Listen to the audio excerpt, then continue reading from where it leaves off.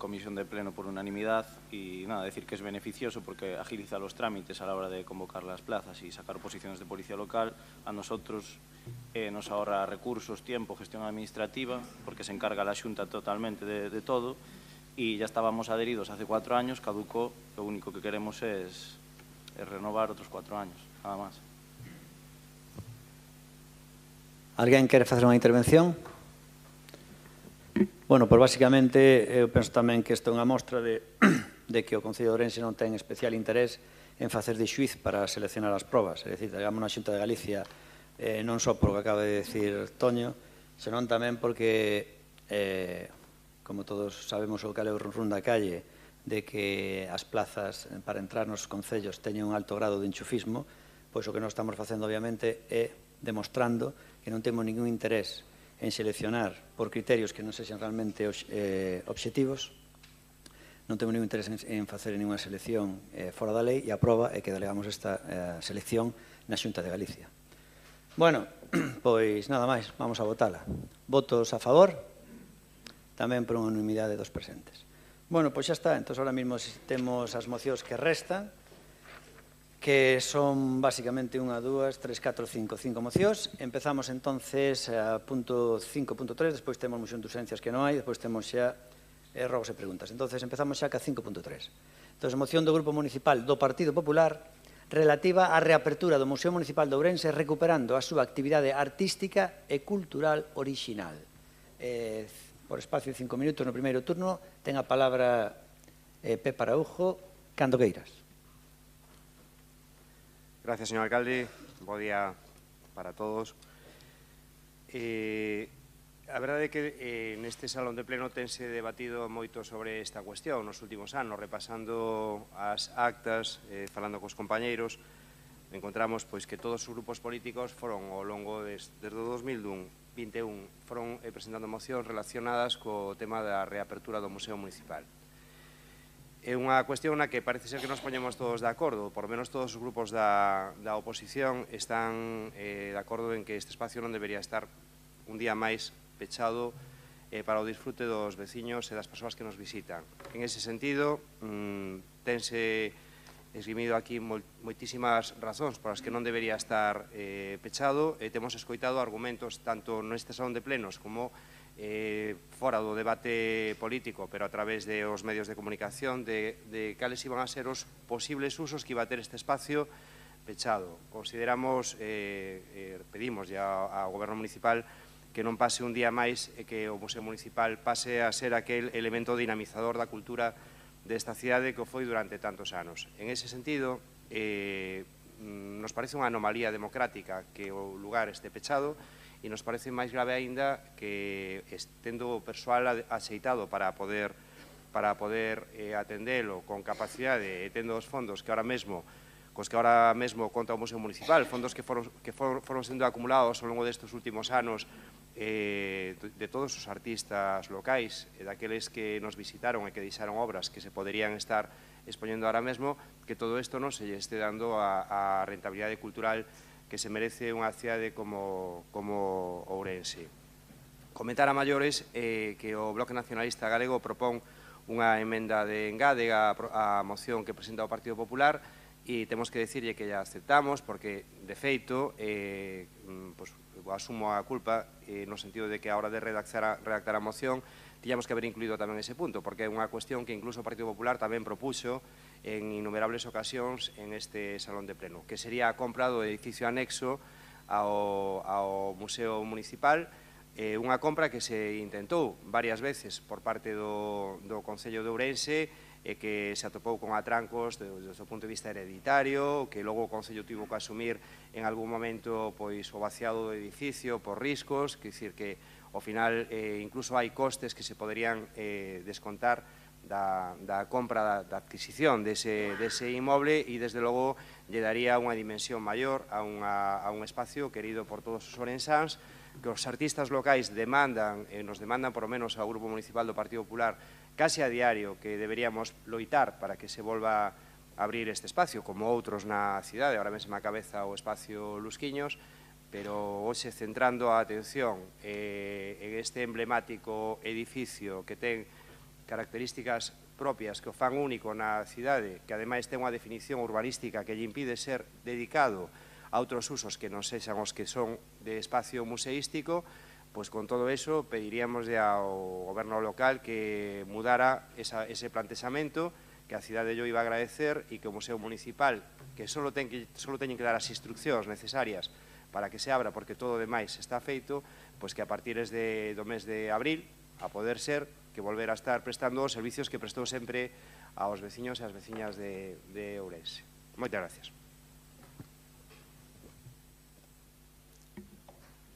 A continuación, por favor, el BNG, señor Seara, cuando quiera. Moi bo día a todas e a todos. Ben, xa o dixo o concelleiro, efectivamente, este debate xa se ten dado en máis ocasións. Nós, en outubro do 21, presentamos unha moción na que pedíamos a reapertura inmediata do museo, pero ademais pedíamos a adquisición por parte do Concello do inmoble contiguo coñecido como a Casa das Cadeas, precisamente coa idea de dimensionar todo ese conxunto, todo ese espazo, darlle un contido complementario exclusivamente museístico. Bueno, estamos a falar dun espazo referencial a nivel de Ourense, pero tamén galego, e a relevancia do museo é tal que parte da nosa historia máis recente non se podería entender sen el. Falamos dun dos históricos e interesantes edificios nobles que se conservan na zona histórica, que foi declarado Conxunto Histórico-Artístico en setembro do ano 75 e posteriormente ben de interese cultural, no que ademais da exposición permanente de Xulio Prieto Nespereira hai un pouco máis de 1.300 obras entre óleos, esculturas, pinturas e gravados, todos eles de diversas épocas e estilos e dos máis sobranceiros artistas ourensáns. Por tanto, é imposible xuntar tanta riqueza nun mesmo espazo. E este espazo, que debía ser a xoia da coroa, leva pechado desde hai máis de 3 anos, nunha decisión tan inexplicable como lamentable, por tratarse precisamente dun museo que contén o legado dunha pléyade de artistas sen parangón. E, por certo, e hai que decilo, leva pechado sen que o Partido Popular, que agora pon o berro no ceo, dixera mu cando estaba no goberno, e daquela o alcalde anunciara que trasladaría a totalidade da súa programación expositiva á Sala Valente para darlle máis visibilidade. E, efectivamente, relendo a acta do pleno, atopei unha cousa que creo que ven, vamos, ao fío, non? Precisamente porque o defensor da moción é o señor Araujo. O señor Araujo dicía naquela altura, ele era portavoz de Ciudadanos, ao fío do debate propiciado pola moción do BNG. Conto todo isto, dicía, e aparece reflectido na acta, porque me parece importante saber en que terreo nos movemos. E agora mesmo a segunda parte, que me parece tamén unha pirueta política, é que o Partido Popular presente unha engádega, a moción que presenta o Bloque, esa engádega era para convertir o museo no Museo de Arte Contemporáneo de Ourense, pero de verdade preguntamos ao Partido Popular exactamente cal é o seu papel no goberno municipal. Eso dicía vostede naquela altura. Agora o fillo pródigo Pepe Araujo chegou á casa, pero daquela xa cuestionaba a sumisión do PP a Jácome, tragando con absolutamente todo e mirando para outro lado cando se estaba perpetrando un ataque á cultura. O museo é, ademais dunha xoia arquitectónica, falamos dun edificio renacentista do século XVI, o único museo do Concello que forma parte da Guía Internacional de Museos. Calquera persoa, e eu onte fixen a proba, que vaya a webs especializadas e webs relacionadas co sector do turismo, falo de Museos de Galicia, falo de TripAdvisor, falo de Book Travels, falo de outras tantas, aparecen as recomendacións a visitar o Museo Municipal con horarios de apertura e peche. Que é o que se atopa a xente cando ven a Ourense? Un museo pechado a cal e canto. E dentro da liña do seu total desprezo pola cultura e pola arte, vostede, señor alcalde, xa intentou converter o museo en edificio administrativo, o mesmo, por certo, que pretendeu facer coa Sala Valente. E se daquela non prosperou foi precisamente porque a ficha impide un uso distinto do museístico, senón hoxe teñan por descontado que teríamos ali oficinas administrativas. Pero outro día, a concelleira de contratación, doña Ana, na xunta de área do mes pasado, deu a clave do que realmente queren facer ali. E ali o que queren pôr é unha cafetería. E tal é así que na relación de cafeterías que deu a concesionar no futuro figuraba expresamente a do Museo Municipal. E para que iso pudera ser posible e non atoparse co mesmo atranco que se atoparon cando quixeron por ali oficinas administrativas, inventáronse a excusa do Museo do Viño. Porque se non é Museo do Viño, ten que ser cafetería. E unha cafetería non pode ser, por o que xa expliquei antes, porque impide ademais o plan especial e a propia ficha. Por tanto, sería unha brincadeira se non estiveramos a falar dunha agresión á cultura propia, dunha agresión á nosa historia.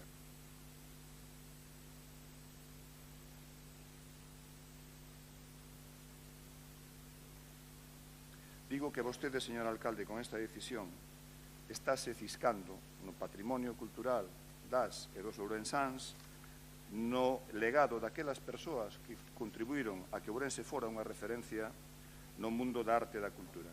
Hai unha frase dun escritor estadounidense, Ray Bradbury, que di que non é preciso queimar libros para destruir unha cultura, simplemente hai que facer que se deixe de lelos.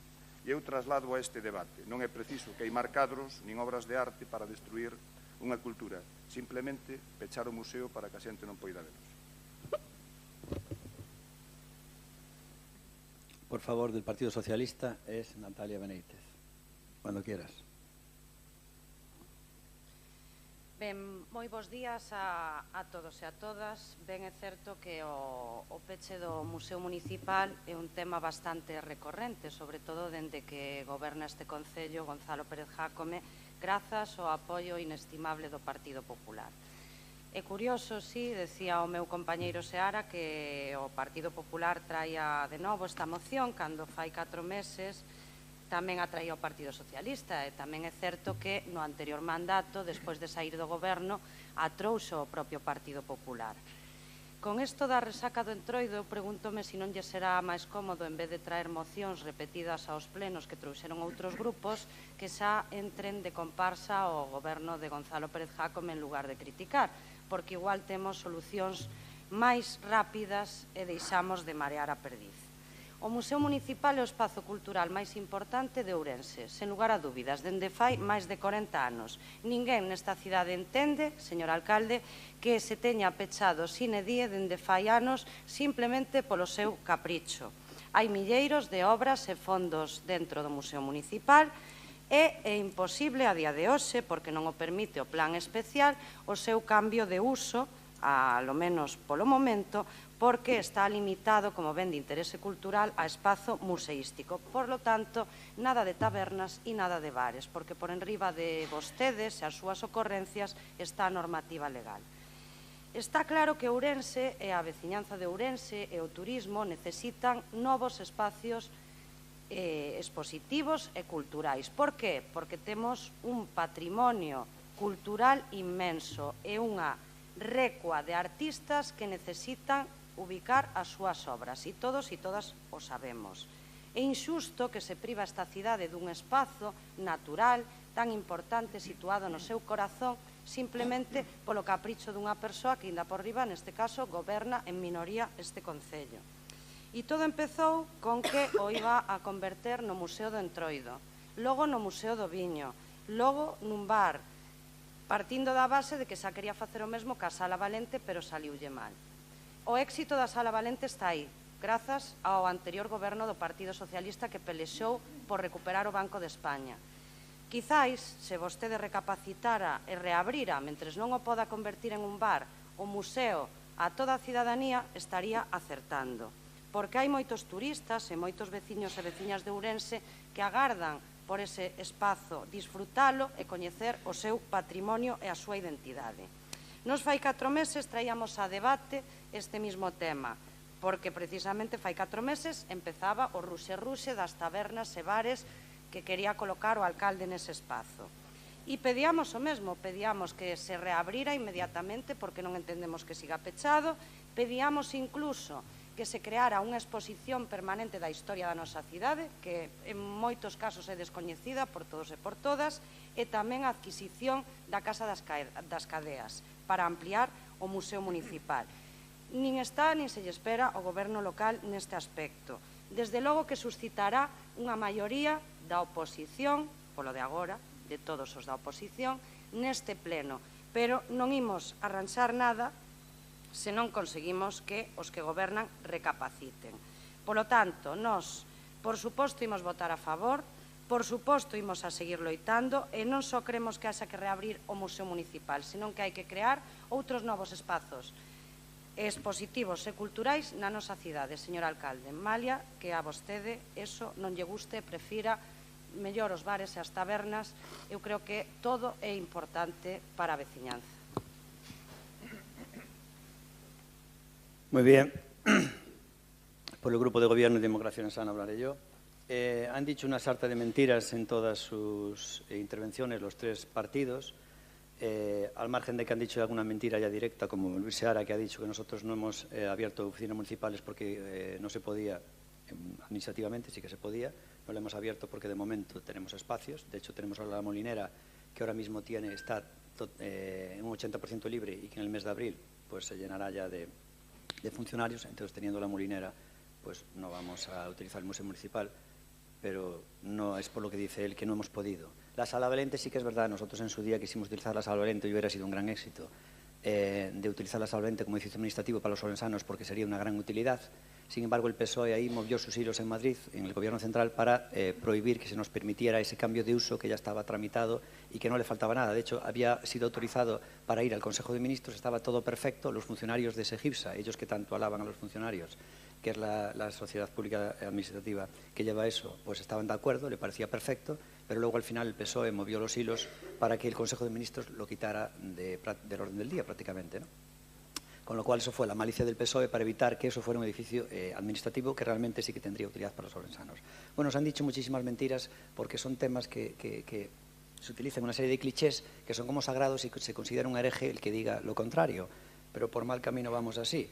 Luego, claro, estiramos tanto la cuerda con todas estas mentiras y todo esto buenismo y lo políticamente correcto, que luego nos extrañamos de que salgan ya en el mundo, empiecen a salir por otro lado, pues personas de otra ideología, como es, por ejemplo, ahora mismo la línea de Milei, de Donald Trump, de Bukele, que en ningún momento estoy diciendo que comparto para nada con ellos sus postulados, pero sí que aparecen después otras líneas, porque claro, estiramos tanto la cuerda por un lado que aparece el otro. Lo mismo ocurría al revés, cuando es un fenómeno de la política, de cuando vas mucho a un lado, pues al revés ocurre.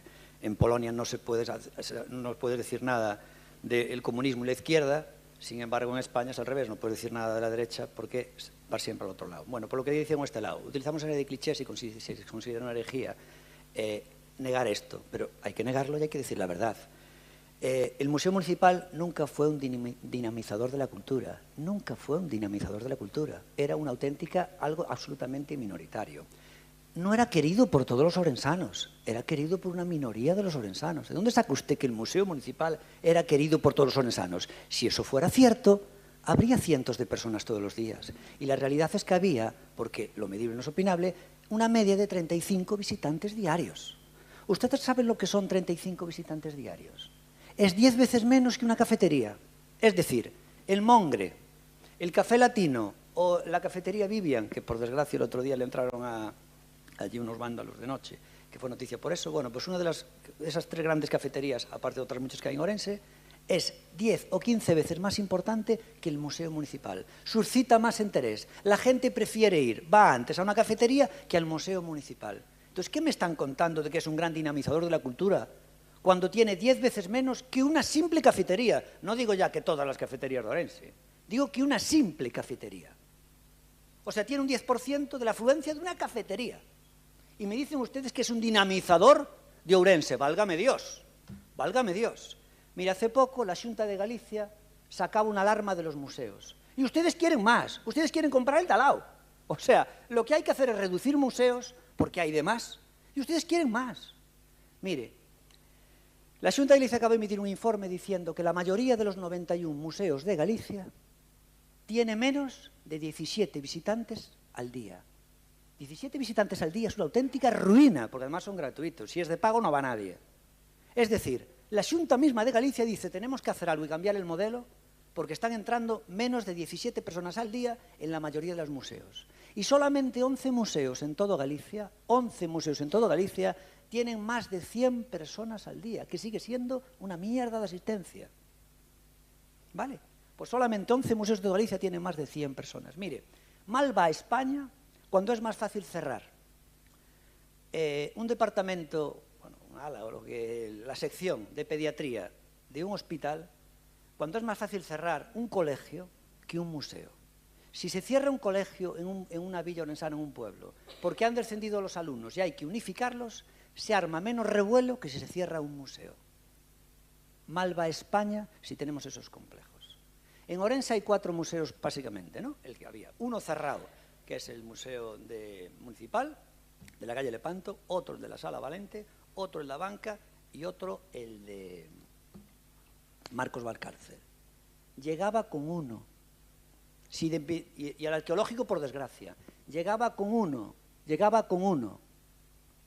Si dependiera de mí, si dependiera de este grupo comercial, que conservaríamos uno, que tuviera algo de vida, y a ver si conseguiríamos tener en uno algo de vida, que no es fácil, ¿no? Ahora van a hacer aquí el Museo Arqueológico, vaya desgracia, Dios mío. Primero con las obras, llevan 25 años, y al final va a hacer otro museo con poca afluencia de público. Lo mismo con el que acaban de hacer del auditorio, Dios mío, el archivo histórico también allí. Un edificio espectacular para 4 gatos, que van 4 personas al día. Es realmente una auténtica ruina. Todo lo que han dicho ustedes aquí es realmente todo mentira.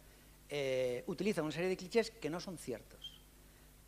Ustedes creen que con el continente ya es suficiente. No, hombre, hace falta contenido. Y ustedes dicen, pues que ya es, dotémoslos de contenido, carallo, como si fuera tan fácil. Mire, hace poco, y precisamente fue curioso, hace hoy 5 años que empezaba la pandemia, 4 días antes de empezar la pandemia, fui a Madrid invitado por la Liga de Fútbol Profesional, porque me iban a explicar, bueno, por una recepción que me hicieron, para explicarnos un poco el funcionamiento del tema de los equipos. Y nos decían, está aquí Aníbal no fue a esa reunión, pero él obviamente corrobora cómo es lo que allí me dijeron ese día, porque él estuvo en el fútbol profesional. Y lo que básicamente me transmitieron a la Liga de Fútbol Profesional fue muy claro. Me dijeron, mira, si vosotros que estáis apoyando, porque todos los ayuntamientos subvencionan a la cantera y a los clubs también, una parte pequeña a los clubs, la clave aquí está en la primera división y en la segunda división.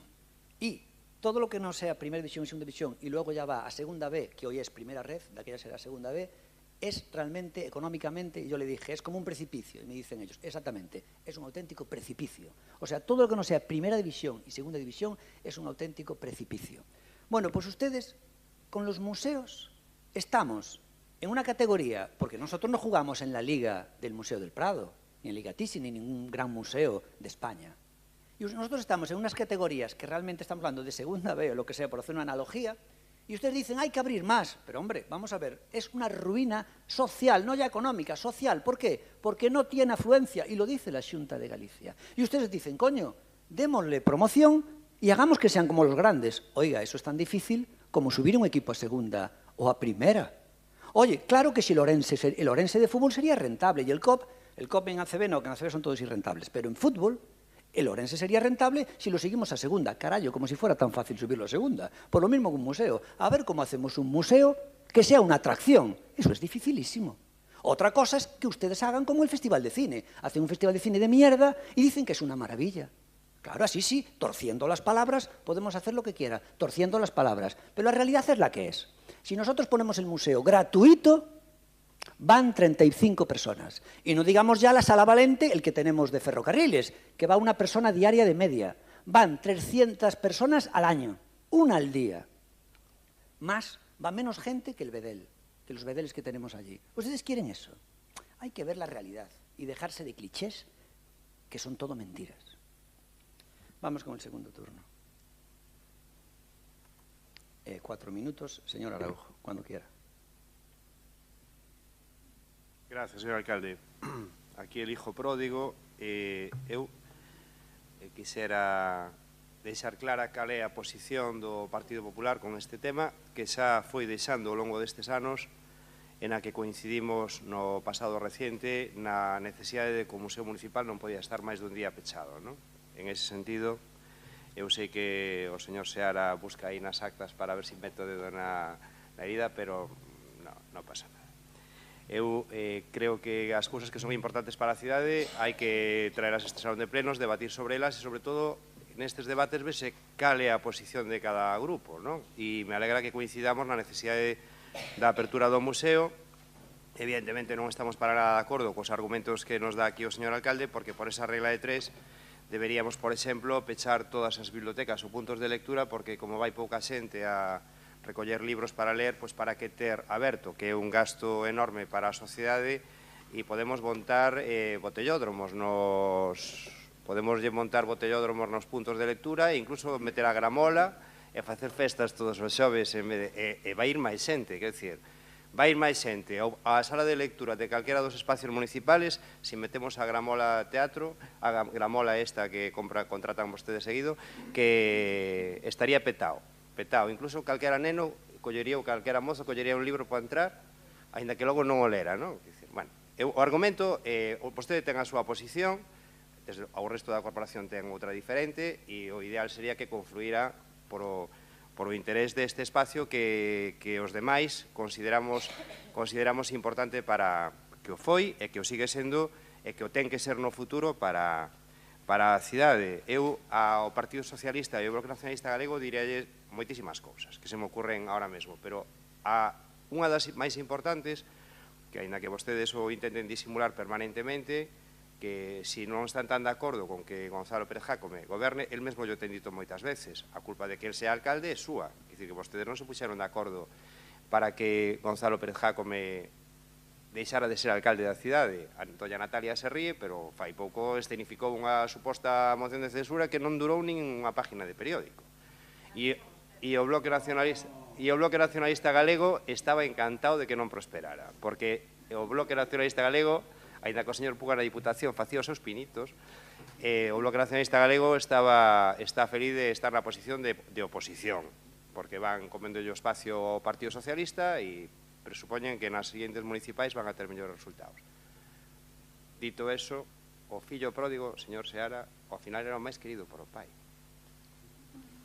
Vamos a ver que pasa no futuro. Isto apuntoumo a alguén que anda moi cerca, que me parece así moi interesante. Señor alcalde, pode mudar algunha das posicións que aparentemente ten tan claras, ten mudado moitas posicións ao longo destos anos, ademais ten dito, bueno, se a veces me equivoco, podo reconducir a posición. E neste caso, eu asegurolle que moitos artistas locais que non aspiran a facer a levar as súas obras ao Museo Thyssen, si necesitan na cidade un espacio para expoñer os seus traballos. Hai moitos colectivos que lo agradecerían, que non lo agradecerían ao goberno municipal, a vostede, ao goberno municipal, e a esta corporación de que nos puxéramos de acordo para abrir este espacio que ten uns magníficos profesionais que poderían desenvolver o seu traballo, e o Concello de Ourense lle costaría exactamente o mesmo. Vostede e eu coincidimos fai pouco na presentación do catálogo da última exposición que houbo na Sala Valente, destes arquitectos, unha delas con vinculación local, que fixeron unha magnífica exposición.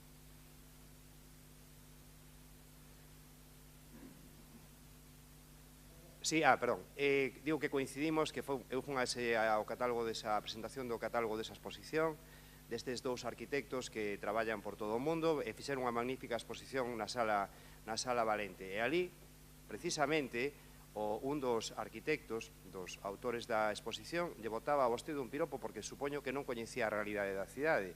E lle decía, señor alcalde, pense a importancia que teñen os museos no desenvolvemento social, económico e cultural de unha cidade. Agradezcolle moito, e lle botaba piropos constantemente en relación coa colaboración que había tido o Concello de Ourense con esa exposición. Se vostede traslada eso ao Museo Municipal a cada mes unha exposición de algún artista local ou de alguén que nos visite, porque hai moita xente que quere visitarnos, pois asegúrolle que será como, valdrá tanto como que 10 nenos, solo 10 nenos, entren nunha biblioteca cada día a coller un libro para leer. Gracias. Bueno, usted antes ha dicho, es que han dicho una sarta de mentiras, pero hablo después para no pisar el turno, pero simplemente una que ha dicho usted. Usted, señor Jácome, como a las bibliotecas va poca gente, habría que cerrar las bibliotecas, pero es que en las bibliotecas no va poca gente. Es que estás diciendo mentiras. A los museos va poca gente y a las bibliotecas no va poca gente. Para nada. La biblioteca municipal, la biblioteca que está municipal, la que está en en la zona del auditorio municipal va mucha gente, o sea que no es verdad eso que dice usted. Bueno, siguiente turno, por favor. Sí, el micro, gíralo. Sí, gracias. No. Bueno, eu sempre pensei que Pepe Araujo tiña unha vena marxista e o tempo acabou demostrando que efectivamente.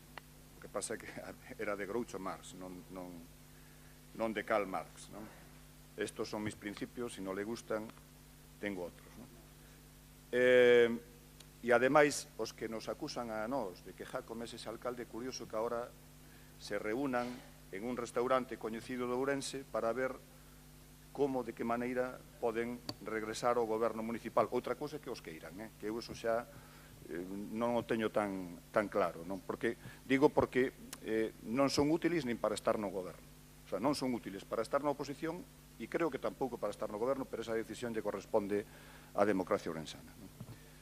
Dixo o artista Hans Hacke que os museos son xestores de conciencia porque nos dan unha interpretación da historia de como ver o mundo e de como ubicarmonos nel. E ter conciencia implica estar conectado á realidade. E vostede, alcalde, vive nunha burbulla rodeado dunha sorte de aduladores, de estómagos agradecidos que non lle levan a contraria e que lle din que todo é maravilloso e fantástico, non? Antes decía que, bueno, que este tipo de cuestións acaban provocando que aparezan os Trump de turno, os Milei. Bueno, vostede ten moito que ver con Milei, non? Ese que dice libertad, carajo, e vostede nome da liberdade. É curioso como despois impón o seu criterio e impide que haxa outras posibilidades de acceso á cultura, non? A vostede vaille ben a Panorama, a Olympus, a París de Noia, pero despois pecha os museos porque di que van pouca xente. Home, en nome da liberdade, o que hai que permitir precisamente é que a xente decida a onde quere ir e cando quere ir. E vostede que fala en nome da liberdade está impidíndolle a todas aquelas persoas que queren consumir un determinado tipo de cultura que podan acceder á cultura. Mire, unha das súas teimas ao longo destes anos é, e acaba de repetirlo agora, que os espazos expositivos están baleiros, que non vai xente. Bueno, están baleiros porque non se dinamizan. Claro, hai xente que vai a eses espazos. Se vostede deixa utilizar eses espazos para as asociacións culturais de base, abre os espazos á veciñanza, xa verá como se enchen. Se non se dinamiza, se non se promove, se non se dá a coñecer, e se pechan, entón é evidentemente cando están baleiros. E para pôr en valor o Museo Municipal non abonda con abrir ao público, iso é certo.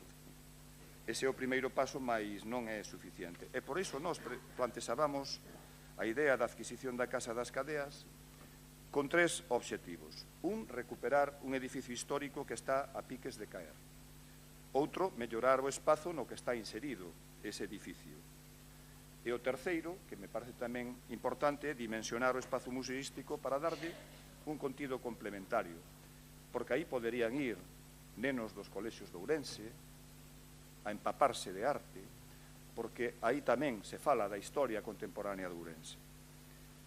A adquisición non debería de ser un problema. Antes plantexaba o señor Araujo que houbo, bueno, intentos. Bueno, eu creo que hai dous mecanismos. Un, negociar cos propietarios. Xa existe unha tasación feita pola oficina do PERI que vostede desmantelou, ou mediante a aplicación da Lei 1/2009. Eu creo que, ademais, é factible e suporía aumentar o actual museo en 418 metros cadrados máis. E mire, alcalde, se non nos quere facer caso a nós,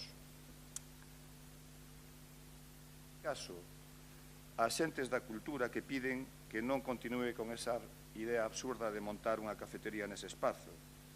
E se non o fai tampouco por a xente que pide que non meta ali unha cafetería, fago pola memoria dos Pousada, dos Quesada, dos Prego do Oliver, dos Fernández Masa, dos Nelson Zume, dos Alexandro, Carlos Bello, Vidal Souto, Conde Corval, Virxilio, Acisclo, Quesada, Arturo Bartal, Rafael Úbeda, de Dios e tantos outros que fixeron de Ourense un lugar de referencia, alcalde, un lugar de referencia no mundo da cultura e da arte de Galicia. Me quedo con una frase que ha dicho usted, señor Seara, es que a xente decida onde quere ir. Es que es lo que decía yo. la gente decide y no quiere ir a los museos, porque no va casi nadie, señor. Y sin embargo, a una fiesta van miles de personas. Entonces, puestos ahí, que la gente decida donde quiera ir, me está dando la razón. Eso es liberalismo. Usted dice que a xente decide onde quere ir, e que a xente, señor Seara, non quere ir aos museos. A maior parte da xente non quere ir aos museos, e non o digo eu, dicen os números. E nada máis, eu non estou en contra dos museos, estou en contra de tantos museos, coño, chega un, e un xa nos costaría moito dinamizalo, moito nos costaría. E usted dice, non, hai que abrir 6, 7 e 8. Non, hombre, e ben dinamizado sería dabondo. E temos 4 ou 5 baleiros e que dan pena. Coño, é o que quero decir. É mellor ter un dinamizado que 5 ou 6 baleiros. O paso políticamente correcto é cantos máis museos, mellor. Bueno, non, por favor, agora xa é Natalia, un segundinho.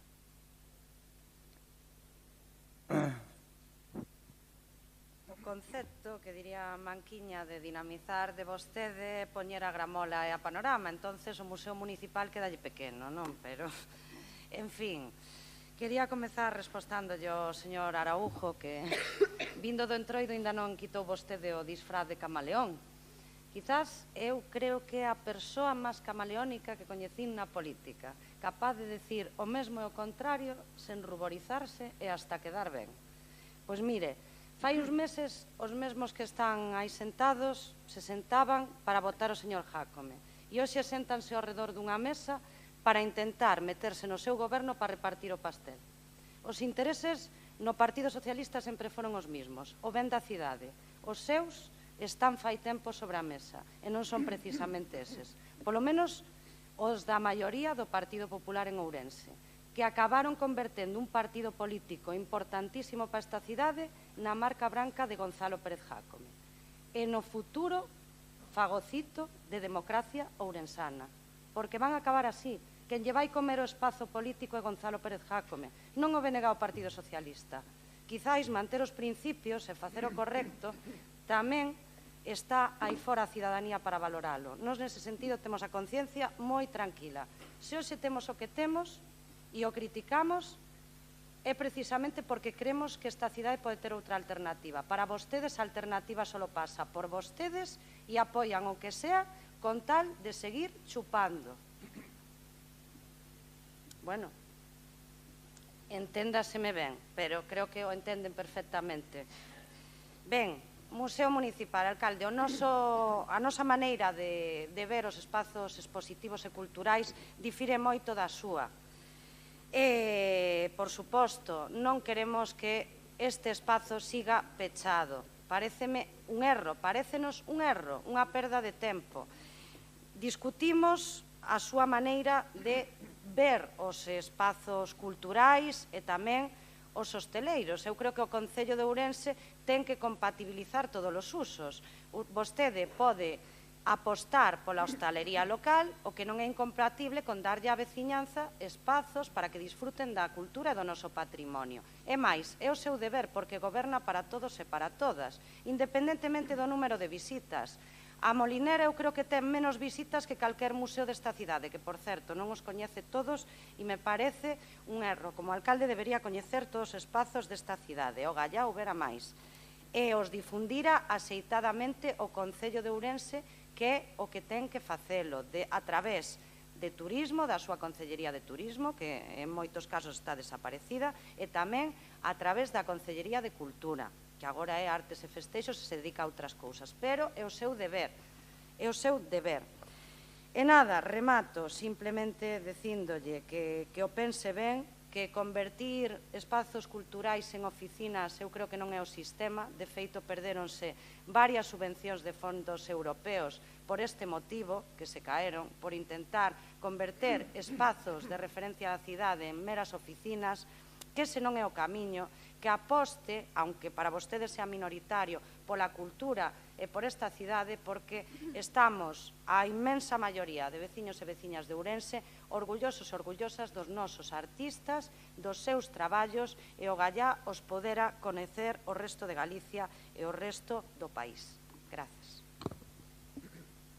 Bueno, nosotros apostamos por la cultura en general, por la palabra cultura, con todo lo que significa, no por el arte minoritario.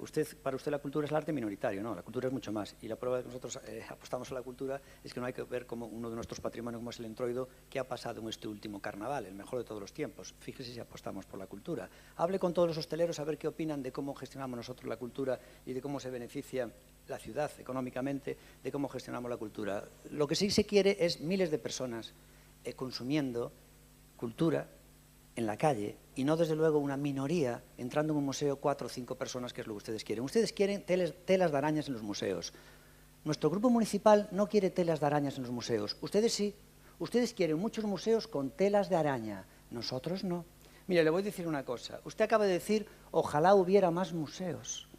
Ojalá hubiera más museos vacíos, es lo que está diciendo. O sea, mire usted, cuando usted tiene una lesión y va al hospital, a la residencia, y le dice, me duele un hombro, hágame una resonancia magnética, la Xunta tarda 6 meses en darle cita. ¿Sabe por qué? Porque hay muchas más, hay obviamente un cuello de botella, porque no hay muchas máquinas de resonancia magnética que no son muy caras, y hay una gran cola. Oiga, donde tiene que haber máquinas con telas de arañas esperando por pacientes, es ahí. Debería haber el triple de máquinas de resonancia magnética. Y no museos. ¿Por qué? Porque la gente tiene una necesidad.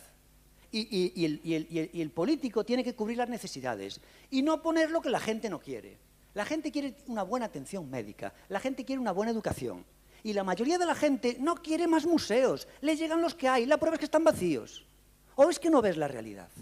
Y lo que nosotros queremos hacer en la Sala Valente es precisamente llenar los museos, dinamizarlos para que entre más gente. ¿Por qué? Porque si ponemos una cafetería en la Sala Valente, como la vamos a poner, una cafetería fina, chic, como quieras llamarla, lo que vamos a hacer es que la gente entre a la cafetería y vea el arte que hay dentro. Y si no ponemos la cafetería, no entra nadie. Entonces mi pregunta es, ¿ustedes qué prefieren? Acaba de decir el señor Seara, es fundamental que llevar a los niños a que se empapen de arte. No es así. Para empezar no es así, pero sí que es verdad que es bueno que vean y luego decidan lo que le gusta y lo que no. Vale, pues si nosotros queremos que la gente vea arte y ponemos una cafetería en la Sala 20, van a entrar 700 personas al día. Y al llegar a tomarse un café, porque es una cafetería, va a ser una cafetería preciosa, posiblemente la mejor de Galicia y de las más bonitas de España, la gente verá el arte que hay allí. Y si no ponemos cafetería, en vez de entrar 700 personas, van a entrar 35. Entonces, ¿ustedes qué prefieren? ¿Que entren 35 con sus buenas palabras o 700 con la realidad? Yo prefiero que entren 700. Acaban de decir una serie de... solamente por decir todas las mentiras que han dicho, de dinamizador y todo lo que han dicho, le quiero decir un tema. Ustedes han dicho que los niños vayan allí a que se empapen de arte. Mira, perdona, los niños van allí y se empaparán de lo que les guste. Porque cuando yo empecé a estudiar música en el conservatorio, cuando yo estudié música, mi criterio, que hoy lo mantengo y lo comparte mucha gente, es, oiga, la mayoría de estas canciones son horribles. Es decir, el 90%, 95% de la música clásica, lo que tienen que estudiar en el temario, en primero, segundo, tercero, cuarto y quinto de piano, son canciones horribles, horripilentas, que espantan a un músico. Es más, la mayoría de la gente que se salvó como músico son los que se marcharon del conservatorio. Esos se salvaron como músicos. Los otros quedaron condenados, muchos de ellos. Bueno, pues, señores, usted, los niños van allí y verán el arte el que le guste. Porque a la mayoría de los niños no le gusta el arte, y hacen muy bien en no gustarle el arte. ¿Por qué motivo a mí me tiene que gustar más un cuadro que una jugada maestra de un partido de fútbol? ¿Dónde está escrito? Usted me acaba de decir el otro día, me dice, no, es que las orquestas son patéticas, porque las orquestas, que me decía, se dedican a tocar versiones. ¡Ay! Las orquestas son patéticas porque tocan versiones. ¿Qué pasa? ¿Que las orquestas sinfónicas tocan temas propios? Porque que yo sepa, también hacen versiones. Entonces usted tiene una serie de clichés, que dice, no, esto es maravilloso y le gusta a todo el mundo. No, señor. La mayoría de la mayoría de la gente no le gusta la música clásica. Y es legítimo. Y yo soy una persona formada de música clásica y a mí no me gusta la mayoría de temas clásicos. Y no soy inculto, todo lo contrario. Conozco perfectamente ese campo. Pero ustedes no. Ustedes dicen, no, a todo el mundo le tiene que gustar la música clásica y el arte. Niño, mira ahí el cuadro. Y como levantas la vista en 5 minutos, te doy un cachete. Eso es un modelo de arte. Yo no, yo creo en la libertad. No me gusta esto y me gusta otra cosa. Y usted dice, no, es que hay que ser culto, te tiene que gustar. No, señor, yo puedo ser culto sin que me guste eso. No me gusta ese cuadro. Y no tengo por qué ser un inculto. Y ustedes no, son unos dictadores de la cultura. Te tiene que gustar esto. Te tiene que gustar esto. Y vamos a abrir más museos aunque no haya nadie. Pues no, nuestro modelo. Con un Che Gava, y a ver cómo hacíamos para dinamizarlo. Estamos en contra de la moción y de la enmienda, porque la enmienda dice, no solo dice reabran el museo aunque no haya nadie, sino que dicen compren el de al lado, si no quieres una taza, 2. Bueno, vamos entonces a proceder a la votación.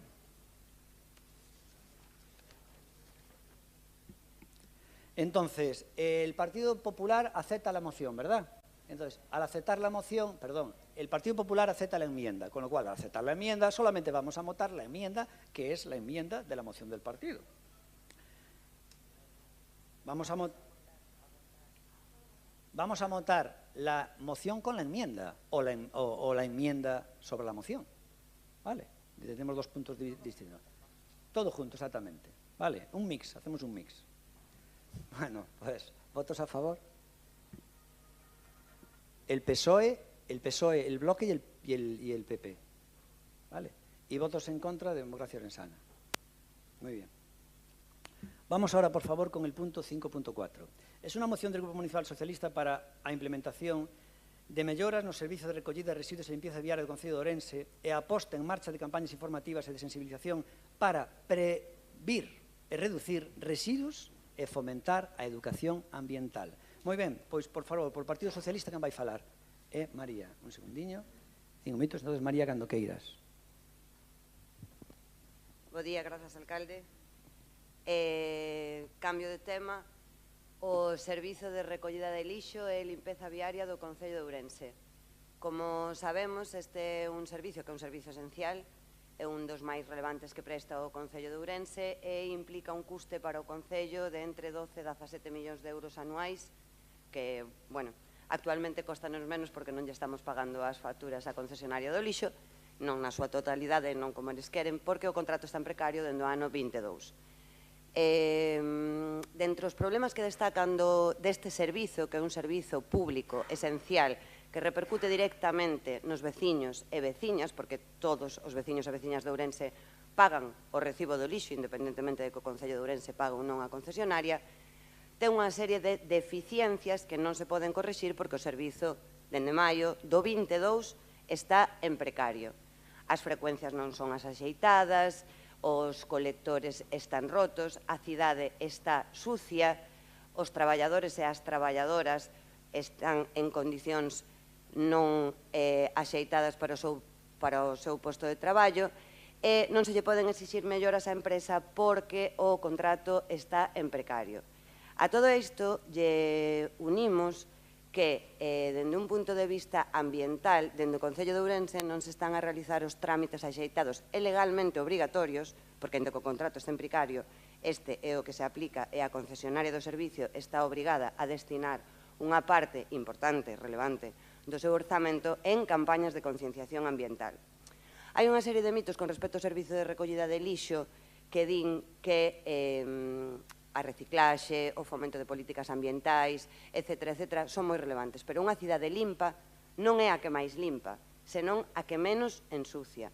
E para iso non podemos destinar este servicio para conseguir premios como é o caso das escobas de prata, etc., vasoiras de prata, senón que deberíamos de implementar na conciencia cidadá a colaboración das veciños e das veciñas para que na nosa cidade non se reciclase, que tamén, senón que se diminuíse a produción de residuos. A última campaña de concienciación ambiental que fixo o Concello de Ourense e que penso que non foi a instancias de Democracia Orensana, senón que aínda estaba no goberno o Partido Popular, foi no ano 2023 baixo o lema Ourense Recicla. Era unha campaña que non tivo un seguimento, como non teñen na actualidade, e o Servizo de Recollida de Lixo e de Limpeza Viaria precisa dunha concienciación ambiental para os veciños e as veciñas da nosa cidade para que podamos ter unha cidade máis limpa e máis sostible. Porque quero insistir, a nosa cidade, que está sucia, é unha realidade, os colectores están rotos, as frecuencias non son as axeitadas, posteriormente o alcalde de Ourense explicará que todo isto que eu estou contando é culpa do Partido Socialista por un motivo que el dirá, estou segura deso, correcto, pero como el é o que goberna, pois el é o que ten que pôr solucións, e como é absolutamente incapaz de licitar o contrato do lixo, pois polo menos, polo camiño, entre que descobren como licitar en lotes, porque así o indica a empresa a que contrataron, porque no caso da concesión do lixo, na licitación pública que non son quen de sacar, que a culpa tamén seguro que é do Partido Socialista, que por certo non goberna esta cidade dende hai 10 anos, non sei que fixeron nos últimos 10 anos para que todo sexa culpa nosa todavía,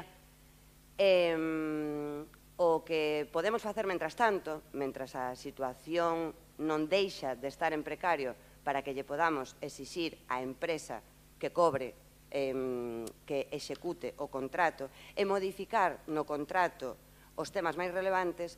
Dous son moi importantes, bueno, tres. Un plan de xestión local dos residuos sería esencial para que podamos implementar xeitos de reducción do lixo na nosa cidade, pero a concienciación ambiental, buscar a colaboración cidadá é esencial, porque non depende solamente do político fomentar a reciclaxe, senón que senón buscamos que a cidadanía se implique neste tipo de políticas, non imos conseguir mellorar.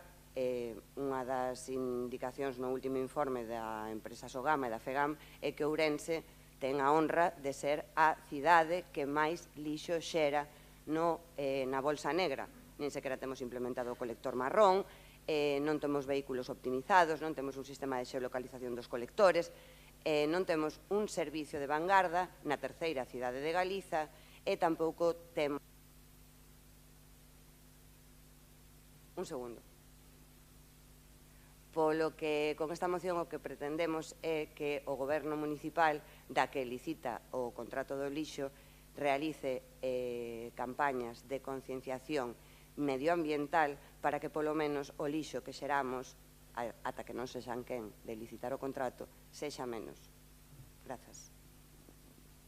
Bueno, despois intervirá el grupo de gobierno, Democracia Lensana y yo mismo, pero de las frases que ha dicho es que hubo una que me entró como un puñal.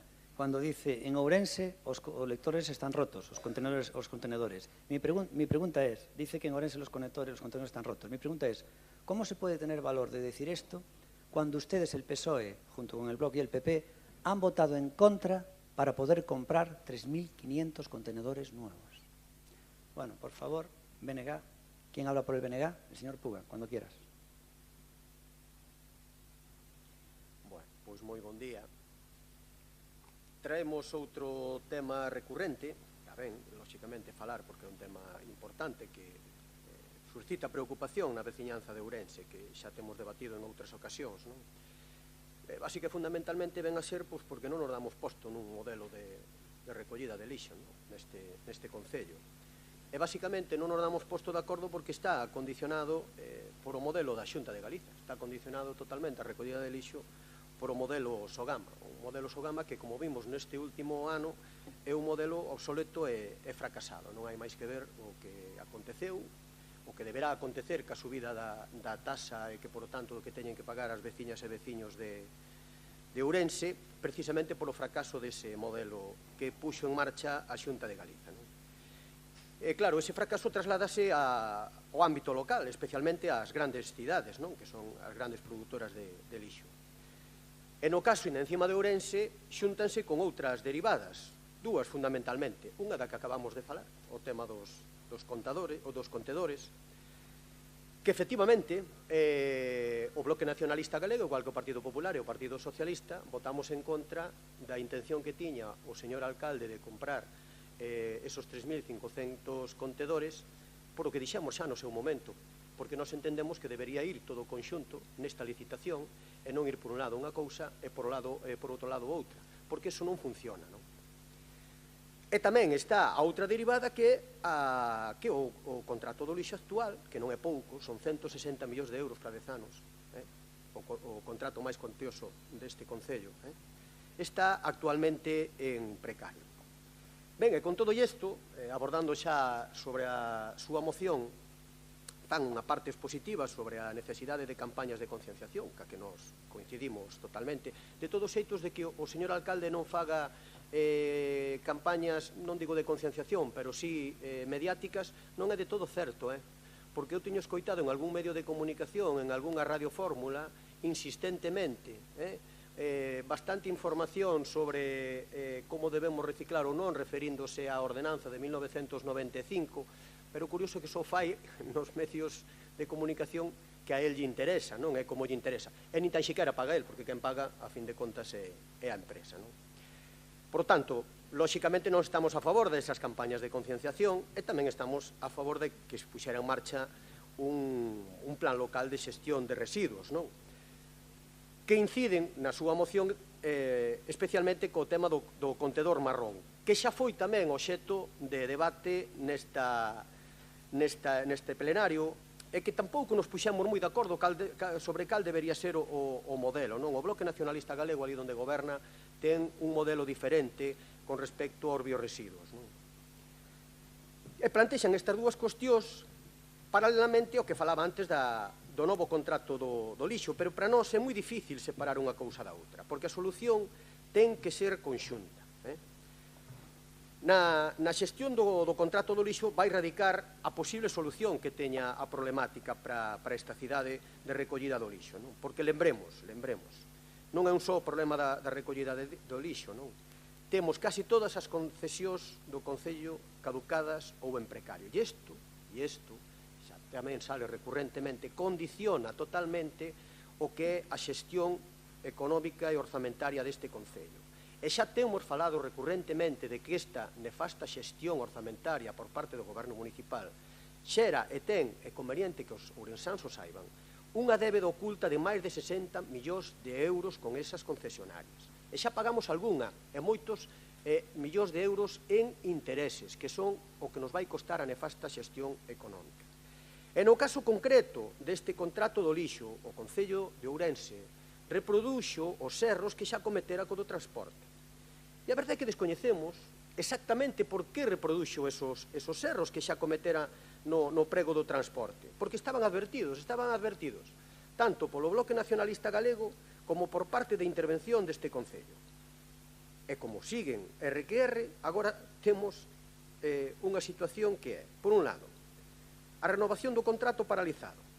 Por outro lado, sin resolver o tema dos contedores e, en terceiro lugar, un conflicto laboral coa actual empresa.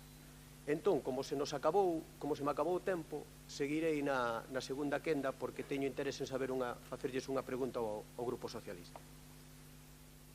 Gracias, pero é unha pregunta retórica, non dialoguen entre vostedes. Supoño que querrá facer unha pregunta retórica porque vai preguntarlle despois de que interveña o PSOE, co cual non lle podo responder. Pero sí que me chama a atención, bueno, despois contestarei eu, pero como constantemente minte, dice, no, que nós xa lle advertimos o pliego, pero vamos a ver, se as impugnacións que fixeron as empresas por o pliego da basura non é ninguna da que decíades vos. Que é increíble. Nin que dixo o Departamento de Intervención. Dice, xa advertimos nós o Departamento de Intervención, pero as impugnacións non teñen que ver con vuestra argumentación. O sea, todo o que dices é todo mentira. Luego te responderé outras mentiras máis. Partido Popular, ¿no? Sí. El señor Pumar, por favor, cuando quieras. Buenos días a todas y a todos. Bueno, como decía antes mi compañero Puga, es una moción recurrente, ¿no? Recurrente en esta salón de plenos y como dice también el texto expositivo, desde el 31 de marzo del 2022, que fue en aquel momento cuando yo había firmado la última prórroga de este contrato de servicios, pues pasaron 3 años y a día de hoy ese contrato sigue en precario, ¿no? Pero yo también quiero reconocer y públicamente el trabajo, ¿no? El trabajo de los grandes empleados de esta empresa, en este caso de Courense, por el trabajo arduo que tuvieron estos días, también retirando miles de toneladas en las fiestas del carnaval. Y sobre todo también, bueno, pues lo importante de todo esto, que hay un tema que no hemos hablado nadie. Es decir, que uno de los grandes problemas que tiene la concesionaria es la maquinaria obsoleta. Hay un gran capital humano, pero la maquinaria está obsoleta. Independientemente de todas estas campañas de sensibilización, independientemente del plan de gestión de residuos, pero lo que pedimos desde el Partido Popular es que han pasado 3 años, no se ha sacado el pliego, que se saque lo más pronto posible.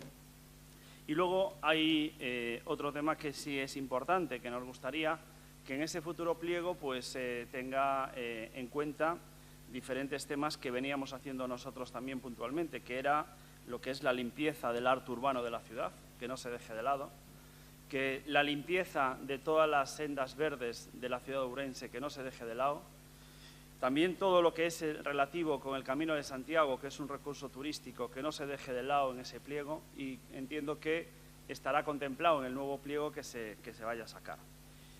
Después, uno de los temas trascendentales cuando hablamos de campaña de sensibilización, cuando hablamos de reducción de la cuota mensual de pago, claro que sí, claro que entre el 50 y el 60% del coste que tiene a día de hoy la recogida de basura en la ciudad lo tiene el contenedor del resto. Si nosotros somos capaces de que con esas campañas de sensibilización y implantando lo que es la materia orgánica, la recogida de materia orgánica, iríamos a ahorrar entre un 50 y un 60% del peso de todos los meses que le tendríamos que pagar a Sogama. Al mes, el Ayuntamiento de Ourense paga a Sogama en torno a 250 a 300.000 euros por la gestión de esos residuos. Entonces, calculemos el coste que podríamos ahorrar y, sobre todo, ahorrar no yo el Ayuntamiento, sino ahorrar los vecinos en lo que es su cuota. Eso es clave. En un pliego a 10 años que vamos a sacar, este ayuntamiento tiene que pensar en lo que es la recogida de materia orgánica, porque para mí es uno de los temas más importantes, además de pensar en mejorar servicios importantes de la ciudad, como dije antes, los 4 ríos de la ciudad y también lo que es el rural. Pero luego me sorprende, ¿no? Porque han pasado 3 años, correcto, el ayuntamiento ha sacado un pliego, hay una serie de deficiencias que hay que subsanar, como en los diferentes concursos donde hay que sacar, bueno, pues diferentes lotes. Pero me sorprende que el Partido Socialista, que traiga otra vez esta moción, porque no es la primera vez que viene esta moción aquí al Pleno, y defendiendo un Ourense sostenible, defendiendo un Ourense verde. Pero ustedes llevan más de 8 años para sacar a licitar lo que es la depuradora de San Cibrao. La depuradora de San Cibrao es uno de los elementos principales para la ciudad de Ourense, para la regeneración de sostenibilidad y un Ourense verde que queremos. Ustedes vienen aquí, me parece bien, que traigan aquí esta moción para sacar este pliego, perfecto, pero también tienen deberes pendientes y llevamos más de 8 años para sacar lo que es la licitación de la depuradora de San Cibrao. Muchas gracias. Gracias. Por el Grupo de Gobierno, hablar señor Fran Lorenzo, de Democracia en el Grupo de Gobierno, cuando quieras. Gracias, alcalde. Buenos días a todos. Bueno, voy a hacer un repaso un poco de todos los puntos que toca la moción, que en realidad lo único que muestra es un gran desconocimiento sobre cómo está funcionando el servicio de la limpieza y recogida de residuos en la ciudad de Ourense. Se habla en un primer momento de que el contrato en precario supone una gran merma para el servicio, cuando la realidad es que desde que no tenemos contrato, en 2022, no se ha reducido ninguna frecuencia ni se ha modificado ninguna de las rutas de recogida, sino que todo lo contrario. Se ha aumentado, por ejemplo, la recogida de papel y cartón de las zonas comerciales a toda la ciudad, no solo en la zona centro como se venía haciendo, y se ha establecido un servicio de recogida a demanda con un servicio telefónico y un WhatsApp operativo las 24 horas para que se pueda solicitar la recogida del papel y del cartón.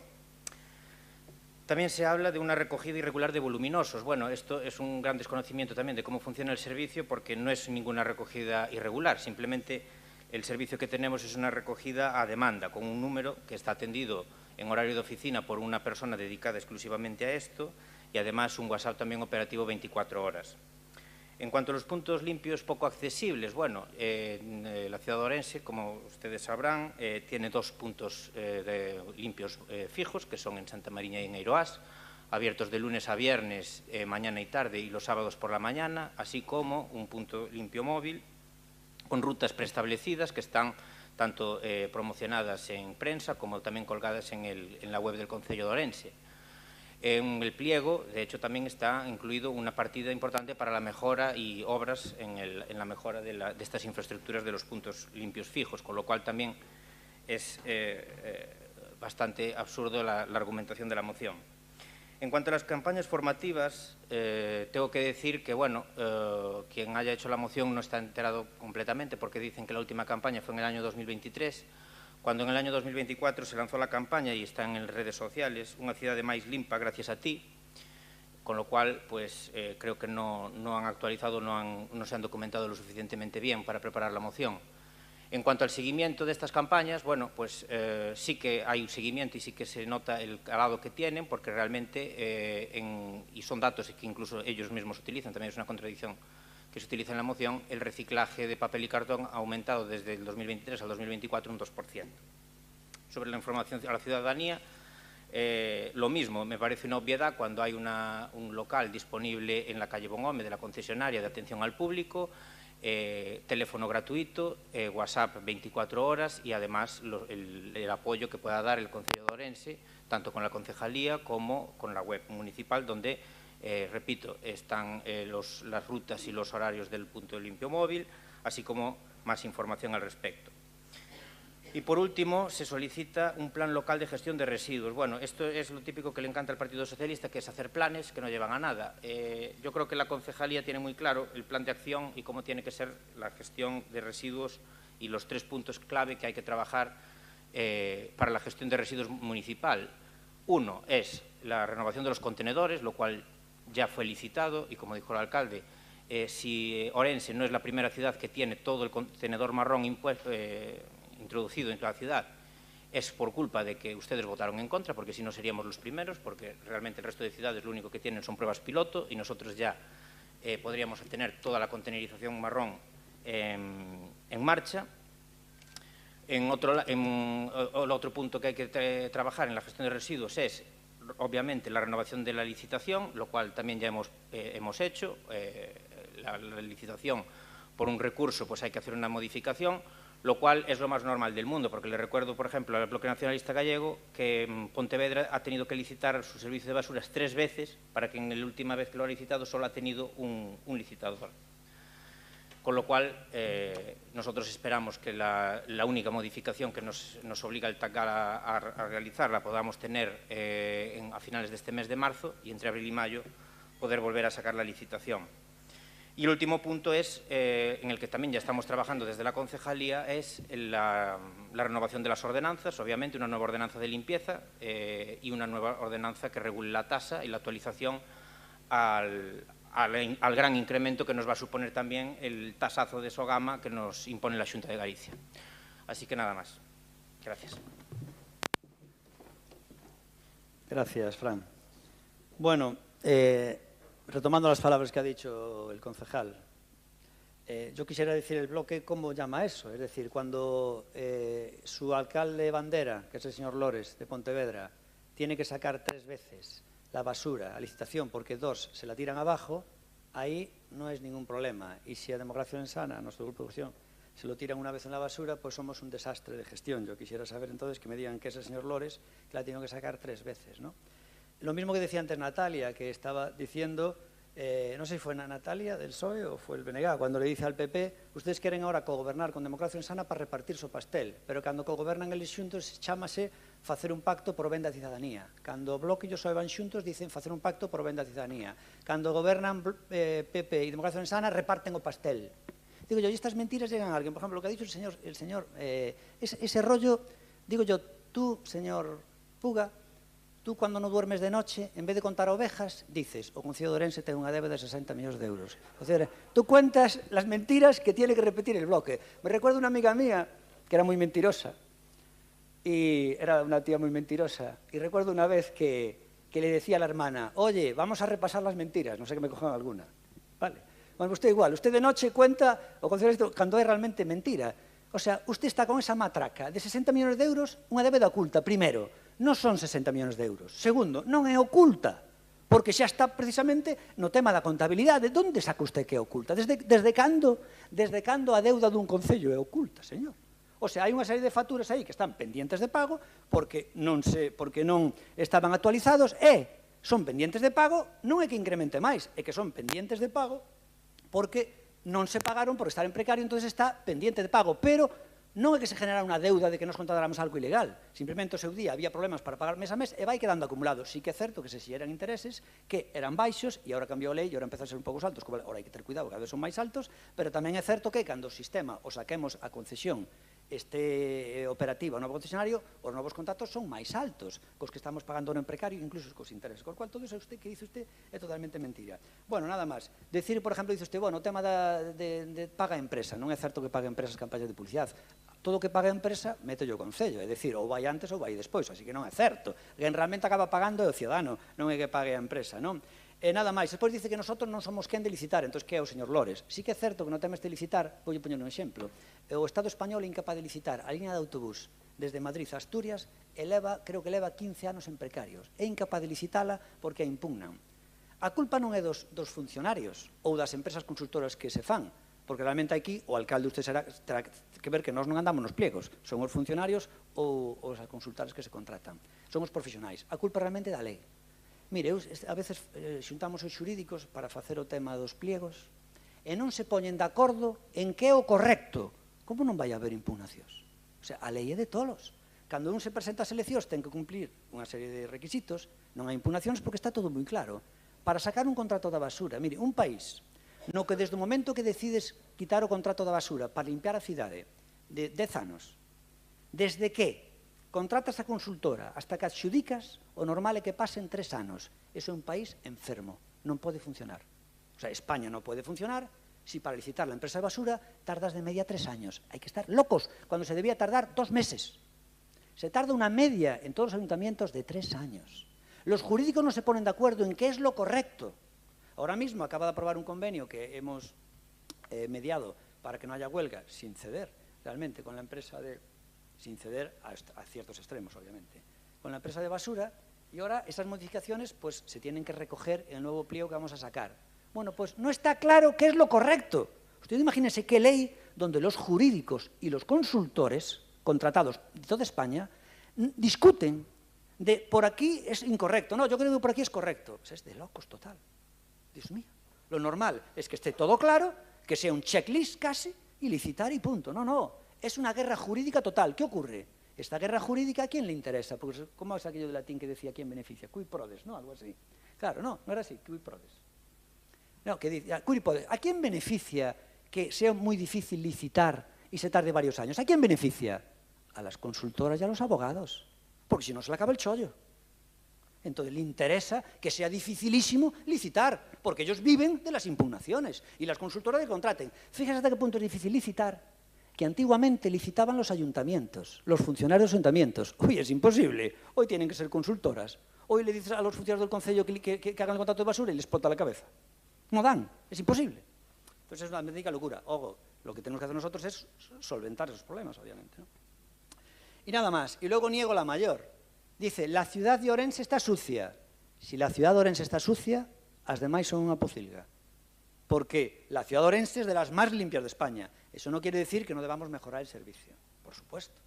Y luego usted dice, claro, como el contrato está en precario, no se le pueden pedir mejoras a la empresa. Perdone usted, en el momento que usted da una concesión, ya no le puede pedir mejoras a la empresa, porque es todo lo que viene en el contrato. Nosotros ahora le podemos pedir las que vienen en el contrato. Pero una vez que el contrato nuevo entre en vigor, luego no le puedes pedir mejoras a la empresa, porque tienes que hacer solo el contrato. Estás atado durante 10 años. Por eso somos reacios a las grandes licitaciones a largos años. El problema está que con esas grandes licitaciones pues van muchas veces las inversiones. Y lo que acaba de decir usted también es una falsedad. Dice usted, claro, é que nós votamos en contra de meter contenedores novos na cidade, da compra que nós propoñemos de 3.500 contenedores, e dixe usted, señor Puga, votamos en contra porque nós temos que teñen que ir xunto porque funciona mellor. E logo onde funciona mellor? É dicir, que diferencia hai de que compremos nós os contenedores e a empresa? Se a empresa vai levar un contrato que ten, obviamente, está incluido el mantenimiento. Si lo reponen, tienen que poner otro. No funciona mejor. Es una cuestión fiscal. Es decir, nosotros no tenemos el dinero, porque es mentira lo que dice el señor, lo que ustedes venían diciendo, estábamos arruinados, era todo mentira. Y teniendo el dinero, al comprar nosotros los contenedores, luego la concesión en el día a día es más barata porque no hay eso para desamortizar, igual que los autobuses. Entonces, eso que usted dice tú, de que funciona mejor, o sea que si los contenedores los compra la empresa, funcionan mejor, pero si son los mismos, ¿dónde funciona mejor? Vamos al segundo turno. Señor Puga, esta moción la lleva el PSOE, ¿no? Es María. 4 minutos, María, cuando quieras. Sí, que me disculpo, concelleiro, que llevou contestar primeiro ao alcalde.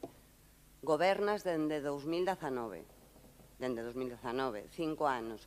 Todos os contratos do Concello de Ourense están en precario. Todos os grandes contratos do Concello de Ourense están en precario. As excusas sobre a dificultade das licitacións empezan a non funcionar. Ralentizan a esta administración e supoñen un problema gravísimo, un problema que ti veías perfectamente cando eras concelleiro e estabas na oposición, e que agora eres incapaz de solucionar como alcalde. Punto número 1. Punto número 2. O tema dos colectores. O goberno municipal, o alcalde de Ourense, mercou colectores, non 3.500, senón uns pouquiños. Onde están? Pódenos recoller os actuais vehículos do servizo de recollida de lixo? Pódense empregar? Están colocados e pódense empregar, non? Correcto. Os colectores que se compraron de proba, porque se empeñou o alcalde de Ourense, ao redor de 60-70 colectores, ben, son os axeitados. Os 3.500 colectores de lixo que quería comprar o goberno municipal se meten no prego de recollida de lixo, ven a metade como mellora ou ven como responsabilidade da empresa para que sexa posible que os vehículos que emprega a concesionaria ou que empregue a concesionaria do lixo os poida recoller. Eso xa sería unha maravilla. E se solucionamos tamén o tema dos colectores soterrados? Tamén. Pero, bueno, en fin, non estamos falando en concreto, esta moción non fala do contrato en precario do lixo. Subxace, por suposto, pero o goberno municipal é incapaz de licitar o contrato do lixo. Polo tanto, ata que non o consiga, intentemos implementar melloras que di o concelleiro que xa están todas implementadas. Ben, se me pode decir o concelleiro de limpeza, medio ambiente, cal é o WhatsApp ou o número de teléfono, sen mirar o móvil, ao que ten que chamar os veciños e as veciñas de Ourense para poder recoller. Cal é? Se é un servizo público, alguén dos presentes con sinceridade... Mirar o móvil, Si mirar o móvil, senón non vale. Alguén dos presentes me pode decir con sinceridade que saben que teñen a súa disposición unha oficina de atención á cidadanía da empresa Ourense na Rúa Bon Home para informarse sobre o contrato sobre os distintos servizos do lixo.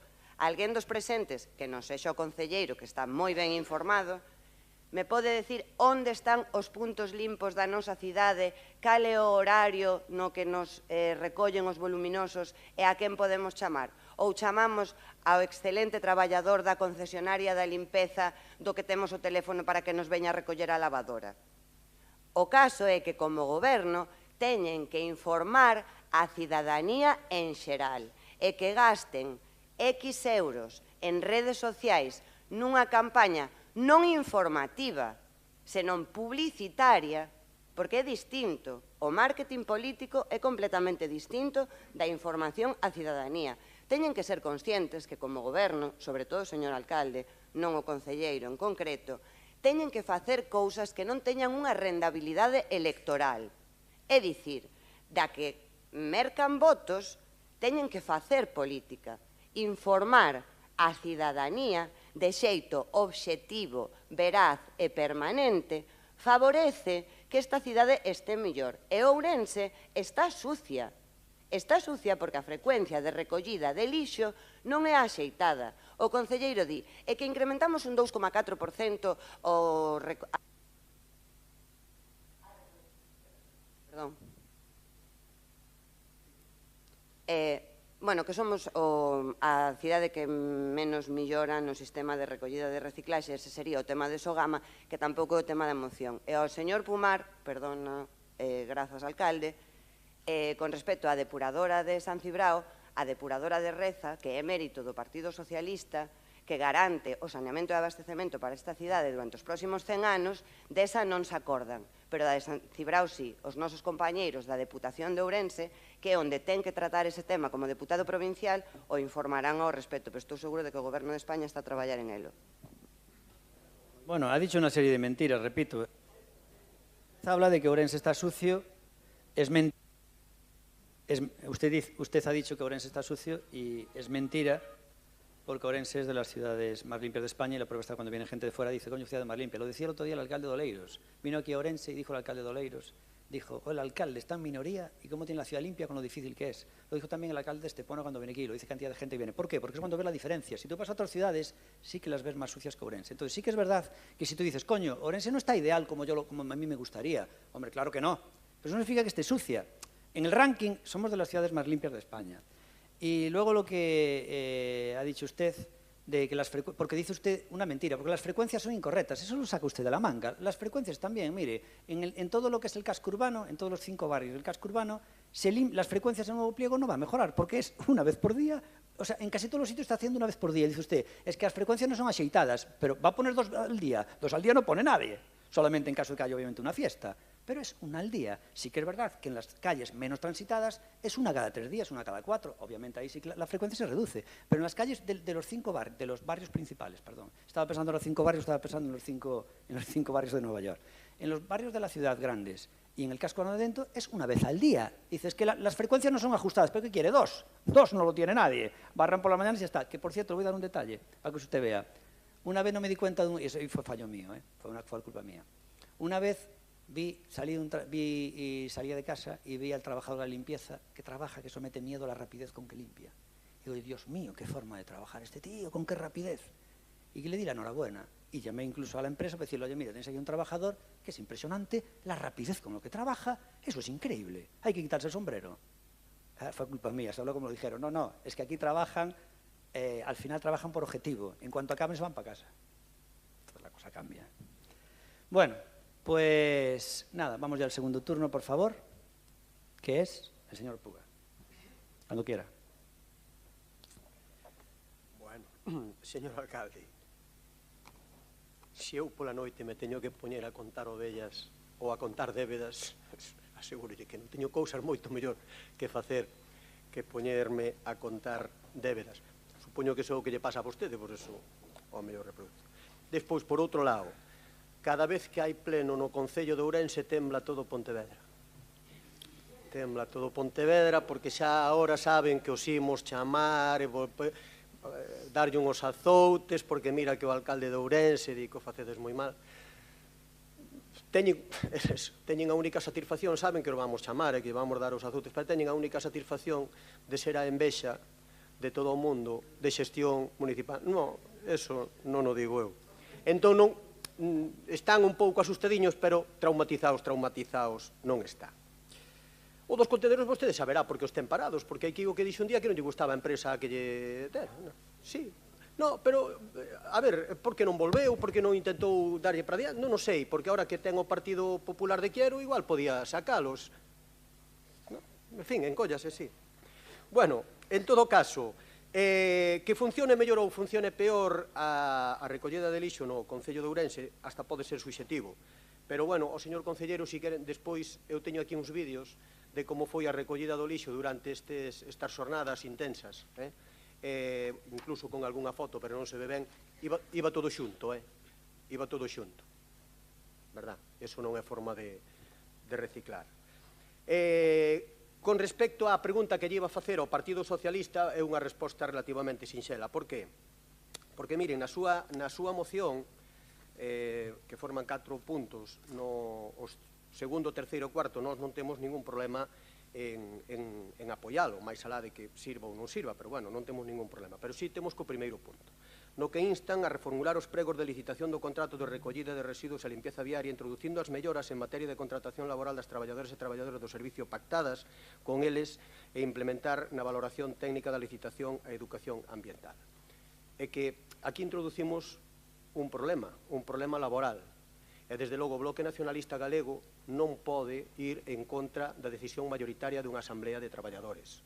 E, por lo tanto, nós o que lle plantexamos é, fíxense que onte incluso a empresa presentou con unha hora de diferencia 2 modelos distintos de acordo, e, por lo tanto, estámonos metendo nun sarao que lle corresponde solventar no ámbito laboral. A pregunta concreta é, nós estamos dispostos a apoiar o segundo, o terceiro e o cuarto, pero non o primeiro. Por lo tanto, se retiran o primeiro punto, estamos dispostos. Se non o retiran, votaremos en contra da moción.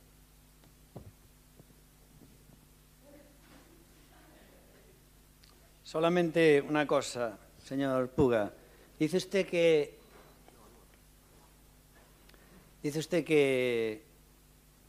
el BNG, el señor Lores, es la envidia en gestión municipal. ¿Y cómo es que nunca tuvieron mayoría absoluta? ¿Y cómo es que el Partido Popular, en el recuento hubo un momento en que el Partido Popular tenía mayoría absoluta y casi le gana? Es más, la lista más votada fue el Partido Popular. O sea, el tipo dice que el señor Lores del BNG es la envidia en gestión municipal y resulta que el PP es la lista más votada en Pontevedra. Y resulta que el Bloque, después de manejar la ciudad 25 años, jamás pudo conseguir mayoría absoluta. Y dice que la envidia municipal. Dios mío, entonces, ¿qué será caballero? ¿Qué será el caballero, entonces? Si el que no gana es la envidia de gestión municipal.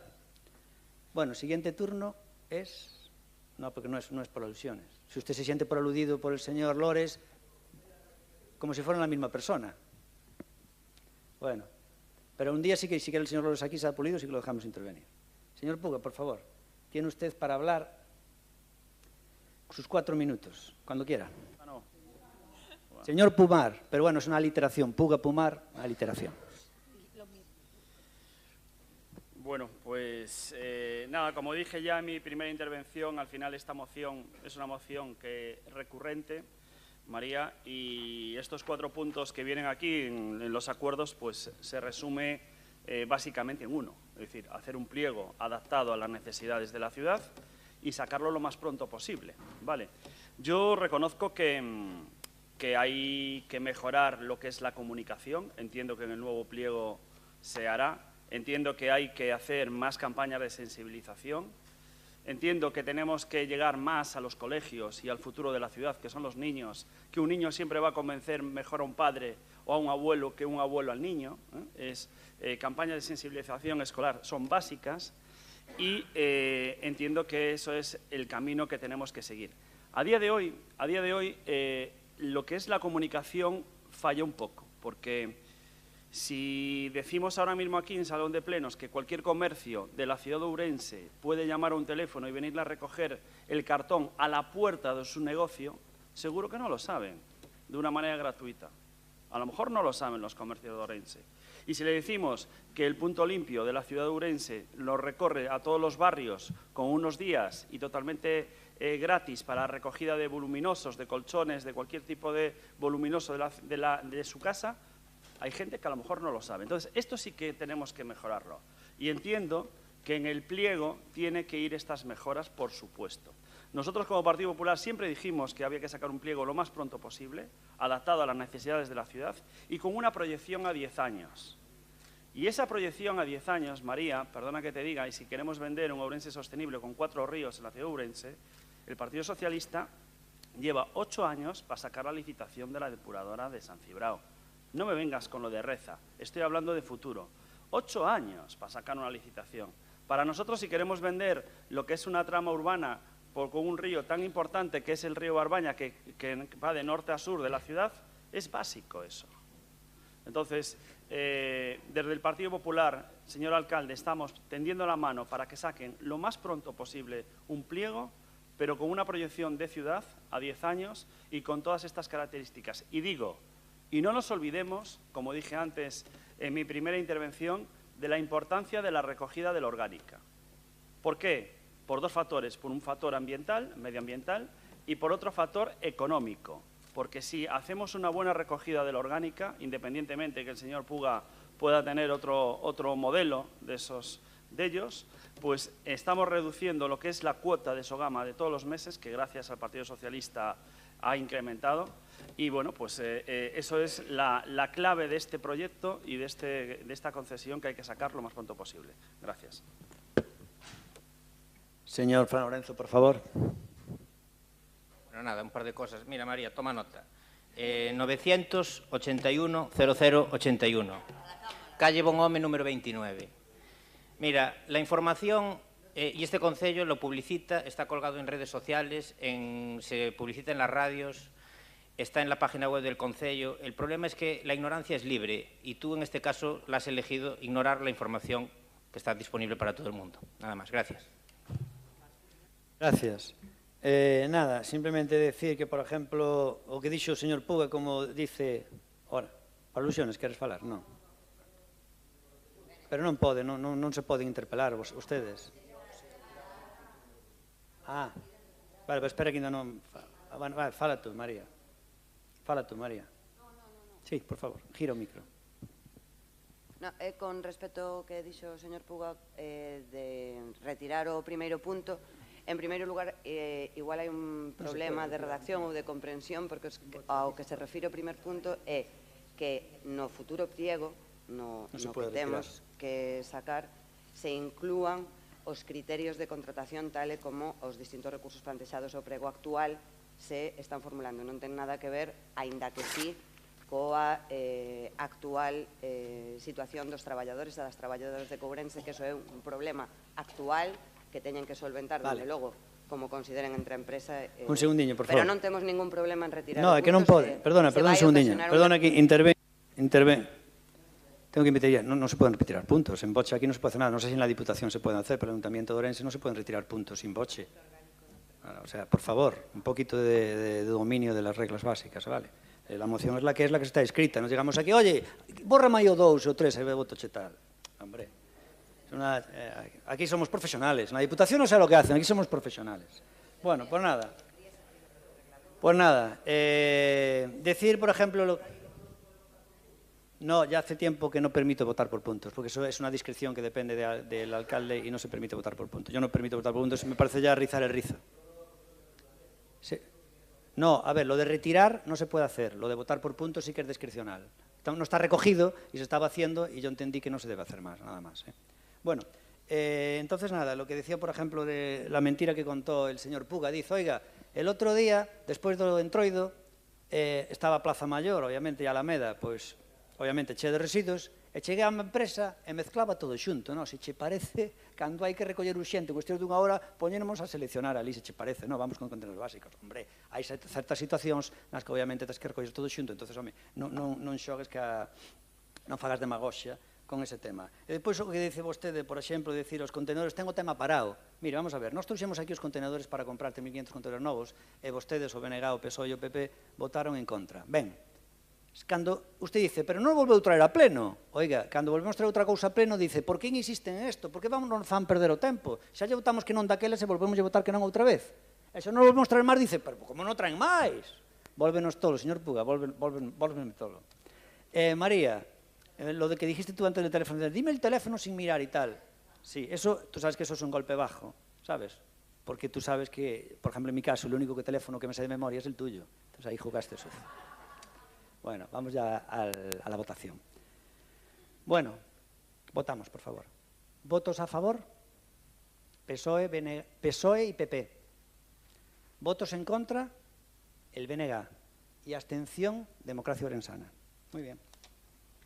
Nos vamos ahora, por favor, con la tercera moción en juego, que es la 5.5. En esta moción hay una enmienda BNG, ¿no? Sí, hay una enmienda del BNG. Y la moción es del Grupo Socialista. Vale, entonces es... Hay dos enmiendas. Vale, perfecto, hay dos enmiendas, una del BNG y una del PP. Vale, y la moción es del Grupo Socialista. ¿Quieres hablar? Un segundinho.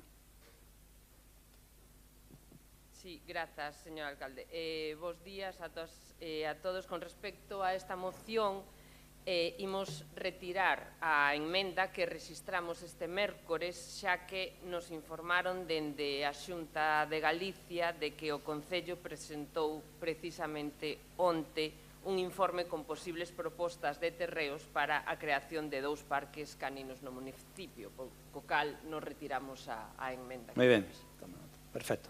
Bueno, pues entonces esta es una moción del Grupo Municipal Socialista para a mellora das políticas de convivencia responsable con animais en Ourense e a reforma integral de Progape. Co cual, nesta enmenda, nesta moción, solamente vai quedar unha enmenda activa que é a do BNG. O PP retira. Entón, quen leva esa moción? Alba, un segundiño, por favor. Cando queiras. Vale. Bo día. Hoxe traemos a pleno unha moción para a convivencia responsable con animais en Ourense. Vivimos nunha cidade, como no resto, porque está pasando en todas partes, na que o número de mascotas, especialmente cans, está aumentando moito. Pola contra, as infraestructuras e espazos destinados a eles, pois non aumenta. Segundo o Rexistro Galego de Animais de Compañía, con datos de 2023, En Ourense hai máis cans que persoas maiores de 67 anos e xa duplican aos menores de 18. Isto pode gustar máis ou menos, pero é a realidade na que vivimos. Entón, por un lado, temos o aumento de mascotas que teñen familia, que teñen fogar, pero tamén aumentan as mascotas máis vulnerables, que son as que non teñen unha familia nin teñen un fogar. Por iso falamos da situación na que se encontra Progape, que deixa moitísimo que desexar. Ademais das queixas recorrentes non só polo cuidado dos animais, senón polo trato aos cidadáns. Por iso propoñemos un plan integral que contemple varias medidas cara a ambos lados. Por un lado, efectivamente, a creación de novos parques caninos en zonas onde non hai ningún e tamén as melloras nas infraestructuras dos parques que si temos, porque ao final a xente que vamos aos parques cos nosos cans non vamos a entrenalos para que sexan acróbatas. Igual non necesitamos tanto columpio e balancín, pero sí necesitamos que teñan auga potable, que haya iluminación para poder ir pola noite ou nas tardes de inverno, que sexan seguros, isto inclúe tamén unha doble porta para evitar fuxidas, e que sexan accesibles. Isto é o máis importante, que sexan parques caninos funcionais. E, pola outra parte, a urxente reforma de Progape. Isto inclúe, baixo o noso criterio, unha auditoría externa das instalacións, unha mellora da atención ao público e, por suposto, formación. Isto é importantísimo, profesionalizar os servizos da protectora de animais. Ademais, propoñemos tamén como prioridade campañas que fomenten a adopción responsable, os bons coidados de mascotas, porque convivir con mascotas tamén implica saber como comportarse con cans que encontramos pola rúa e non coñecemos, cousa que parece que a xente todavía costalle un pouco, e tamén moi importante campañas de esterilización. Se non queremos ter cachorros, por favor, esterilicen a súa cadela ou a seu can. E, por último, propoñemos unha colaboración activa con asociacións locais como é ABMOU e tamén crear no fogar do transeúnte espazos para persoas con animais que non teñen fogar, porque é habitual que esta xente quede na rúa porque non pode entrar co seu can e non o vai a deixar tirado toda a noite, como é lóxico. É moi común que xurdan conflictos veciñais por mor dunha mala convivencia coas mascotas, e non sempre é culpa dos animais nin de todos os propietarios, aínda que, por suposto, os propietarios de mascotas, como en todas partes, hai quen é responsable e quen non o é. Eu, no meu caso, adoptei unha cadela, é un cruce de mastín, é un perro grande, pesa 30 kilos. Os perros de raza grande necesitan correr, estar soltos, precisamos ter zonas onde poder facer isto, porque entendo perfectamente que non podes soltar un can de 30 kilos polo paseo do Río Miño, porque evidentemente hai xente que lles ten medo e, bueno, pois necesitamos espazos para eles tamén. Eu procuro levar sempre unha botella para botar pois onde oriña a miña cadela, xa intento que non o faga en zonas onde poidan molestar fachadas, portais, etc. E aínda así, desgraciadamente, vinme na obligación de denunciar a unha persoa que con total desconsideración botaba azufre na rúa. Azufre que é moi tóxico tamén para as persoas. Isto denota que existe unha realidade moi frustrante, que non todo o mundo respeta os demais, pero tamén temos que entender que en zonas e barrios onde non hai espazos para estar coas mascotas, estes conflictos agrávanse e créanse tensións pois en parques infantís, na rúa ou en zonas axardinadas que, por suposto, non están preparadas para estar ali xogando coas mascotas. En canto a Progape, a situación é bastante preocupante. Eu entendo perfectamente que xestionar unha protectora de animais non é unha tarefa fácil porque os recursos pois son limitados. Pero atopámonos con casos alarmantes como cans e gatos hacinados, animais que pasan meses sen sair a pasear, enfermidades non tratadas, pelexas ou mortes evitables e problemas habituais pois por falta de espazo, de infraestructuras, de persoal ou de formación. Continúo na segunda quenda, moitas gracias. Grazas, Alba. Por parte do Bloque Nacionalista Galego, Ruth, cando queiras, espera un segundiño, cando queiras. Bo día a todos e a todas. Pois, desde o Bloque Nacionalista Galego presentamos unha emenda de sustitución á moción que presenta o Partido Socialista e queremos explicar, primeiro de nada, pois esta emenda de sustitución. É unha emenda de sustitución ao punto 3, no que se insta ao Goberno municipal a reforma integral de Progape, incluído a dotación orzamentaria suficiente no orzamento municipal. Pois simplemente decir que Progape é unha entidade que é unha protectora e en ningún momento Progape ten o que é a propiedade do que é a canceira municipal, do albergue de animais. En todo caso, Progape é a protectora coa que existe un convenio para a xestión da mesma, pero dende o BNG non pensamos que haxa que reformar nada de Progape, non? Que é a protectora que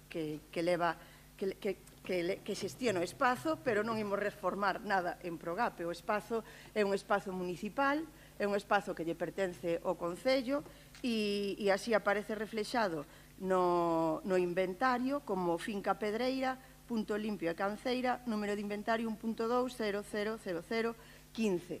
Por lo tanto, por eso presentamos a emenda de sustitución, porque non concordamos con iso, aínda podendo ser un erro de redacción, que pode ser un erro de redacción, tampouco concordamos coa reforma integral, e non é algo que só,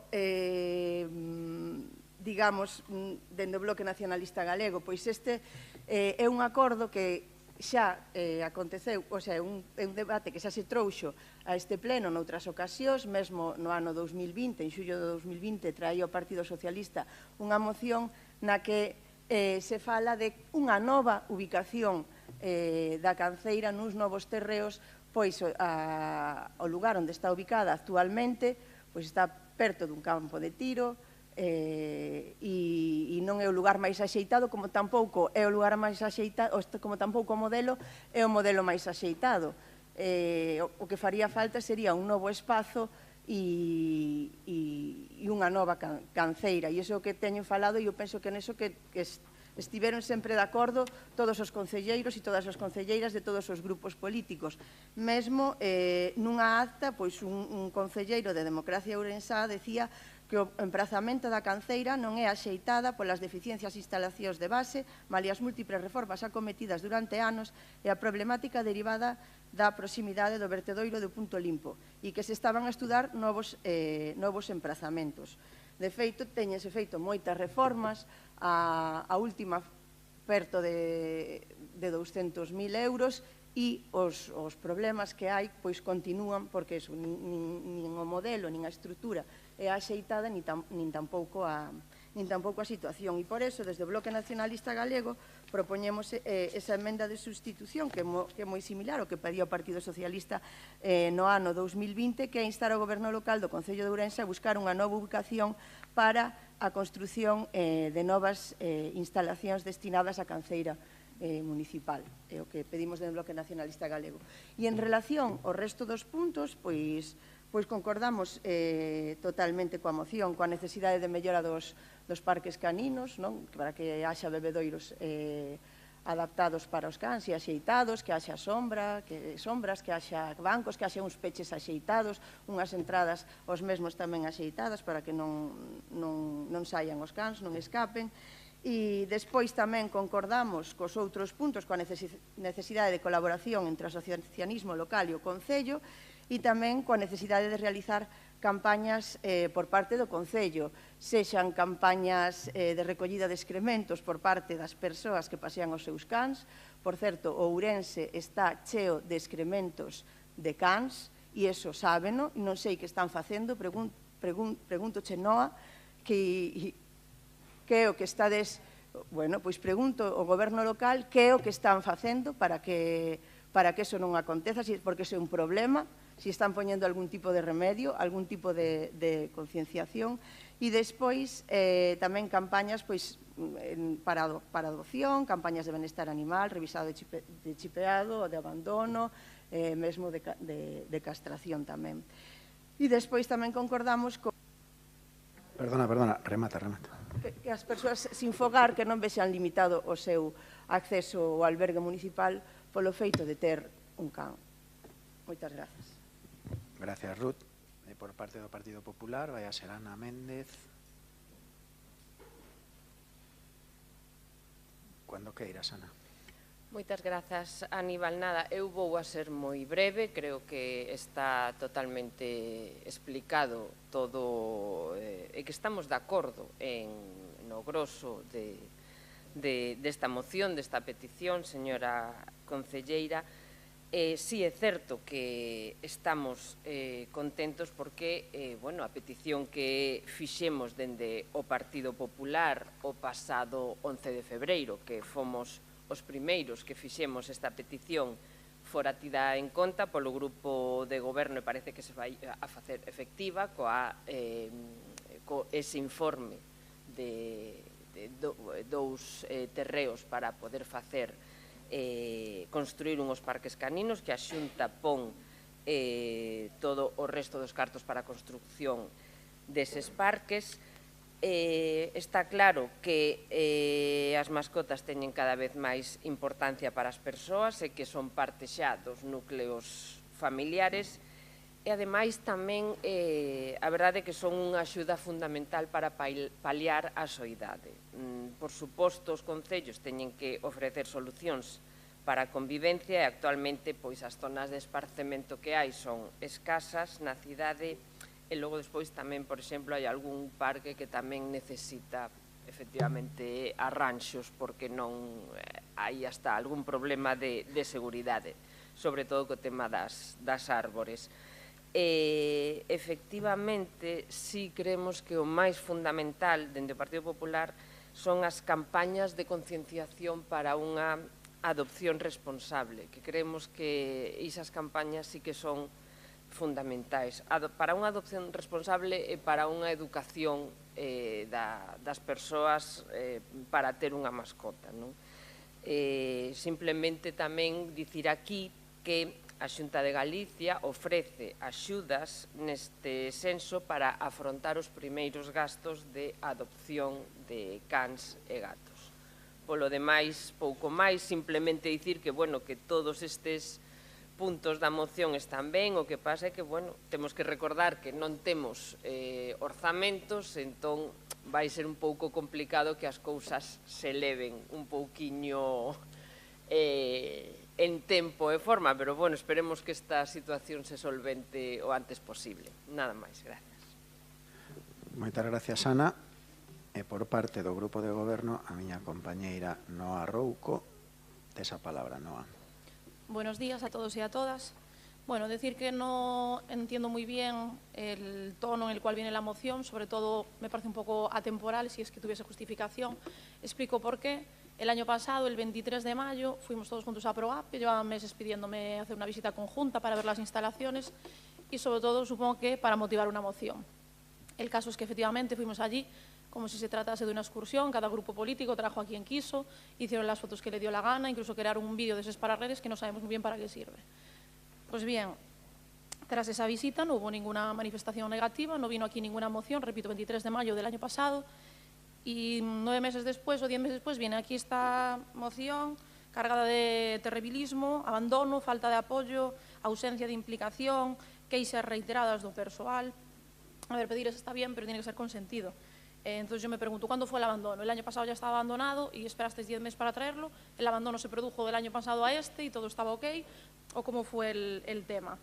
Después, lo explicó muy bien Ruth, la moción, repito, no sé si es por, como dijo ella, la redacción está equivocada, pero ProAP no tiene nada que reformarle, es una entidad que colabora con nosotros, es una protectora, entonces entiendo que el mensaje es que reforme las instalaciones, que eso sí es posible.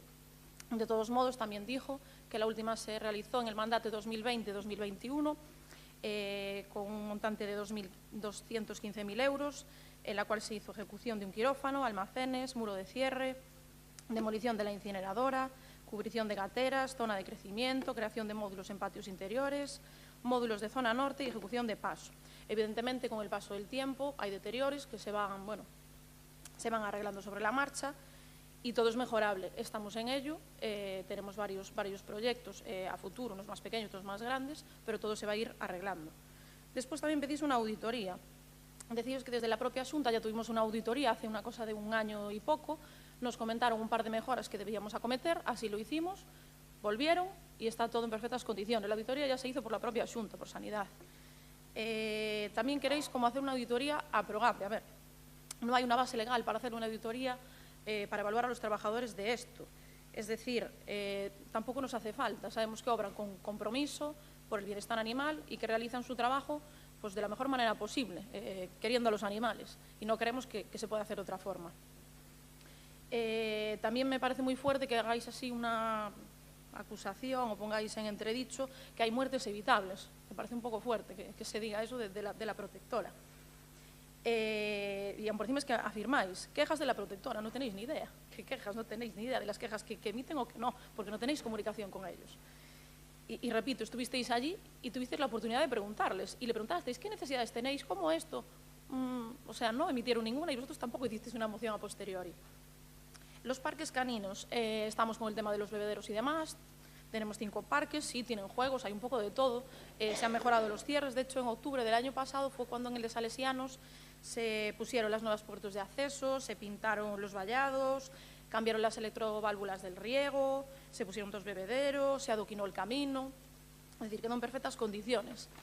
Y paralelamente a eso, aprovechando el tema de bienestar animal, me gustaría que nos aclararan una cuestión, porque vi en el mes de octubre que el grupo político socialista organizó un futbolín solidario para recaudar fondos para la protectora de animales, lo cual, pues bueno, nos parece una gran iniciativa, pero nos sorprende que la protectora no fue informada ni recibió ningún donativo.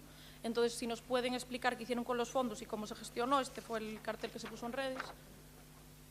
Si nos pueden explicar cómo se desarrolló y demás, lo agradeceríamos. Y seguramente Progape también, porque como le digo, me extraña que no hayan estado enterados de una iniciativa pues, bueno, tan bonita y que no se haya contado con ellos para nada y que no lo hayan recibido. Entonces, si me pueden explicar, por favor. Muchas gracias, Noa. Y pasamos al segundo turno, bajamos un minuto y Alba, cuando quieras. Vale. En canto á emenda do Bloque Nacionalista Galego, non aceptamos porque é unha emenda de sustitución, se fose de engádega. Si a aceptaríamos, por qué? Porque efectivamente fai falta unha nova canceira. E efectivamente tamén foi un proxecto do Partido Socialista.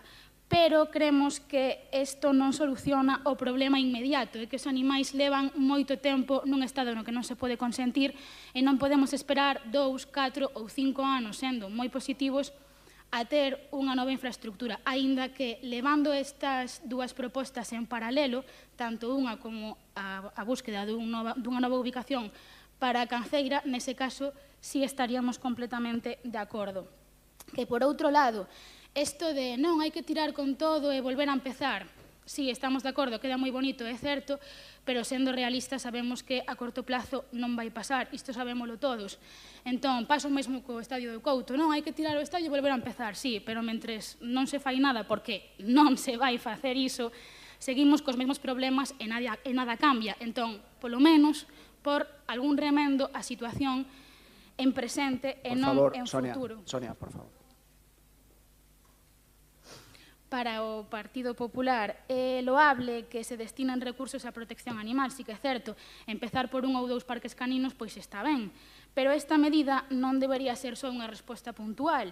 A situación dos centros de acollida e a sobrepoblación de animais na provincia de Ourense merece unha situación e un compromiso máis firme e a longo prazo, tanto na mellora das infraestructuras, efectivamente, como na profesionalización destes centros e tamén na implementación de políticas preventivas.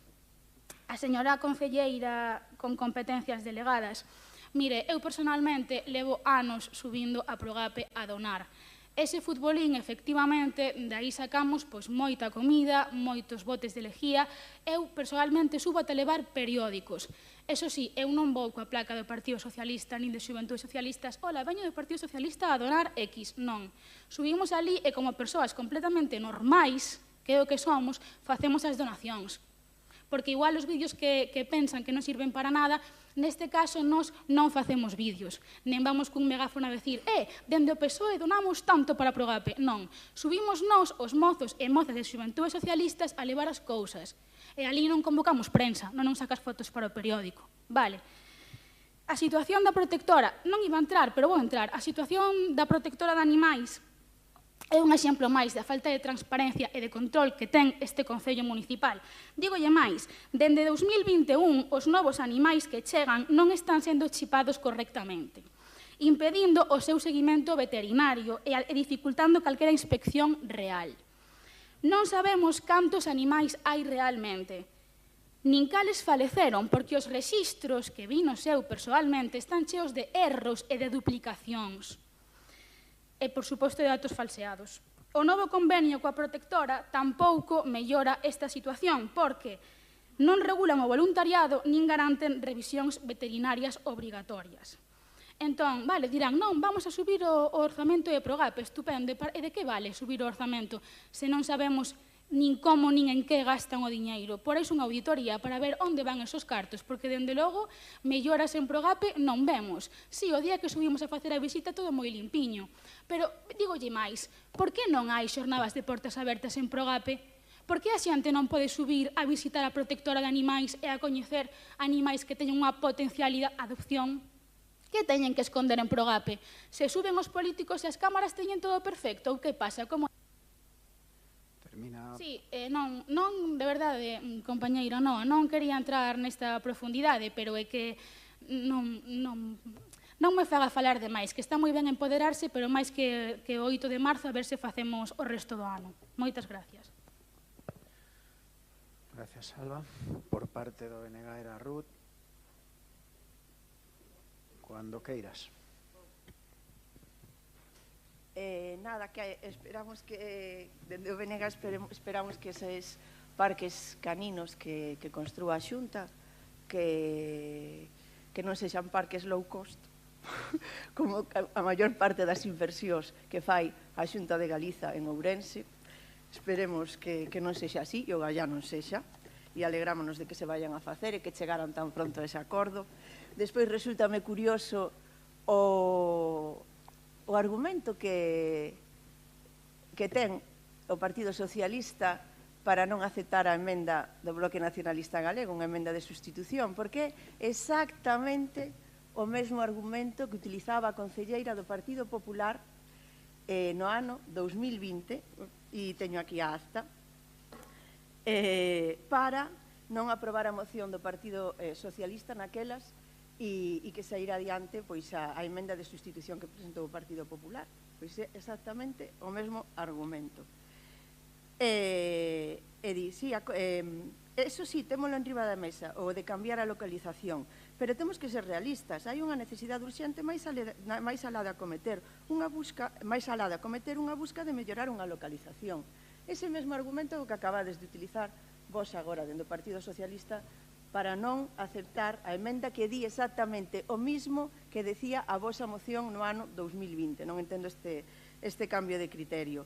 E é que sempre son os mesmos argumentos. Non, é que é máis urxente isto, entonces o outro sempre se deixa para máis tarde. Decir, que vai levar 2 anos e medio, 3 anos, pero que temos que pensar en arranxar isto xa, e claro.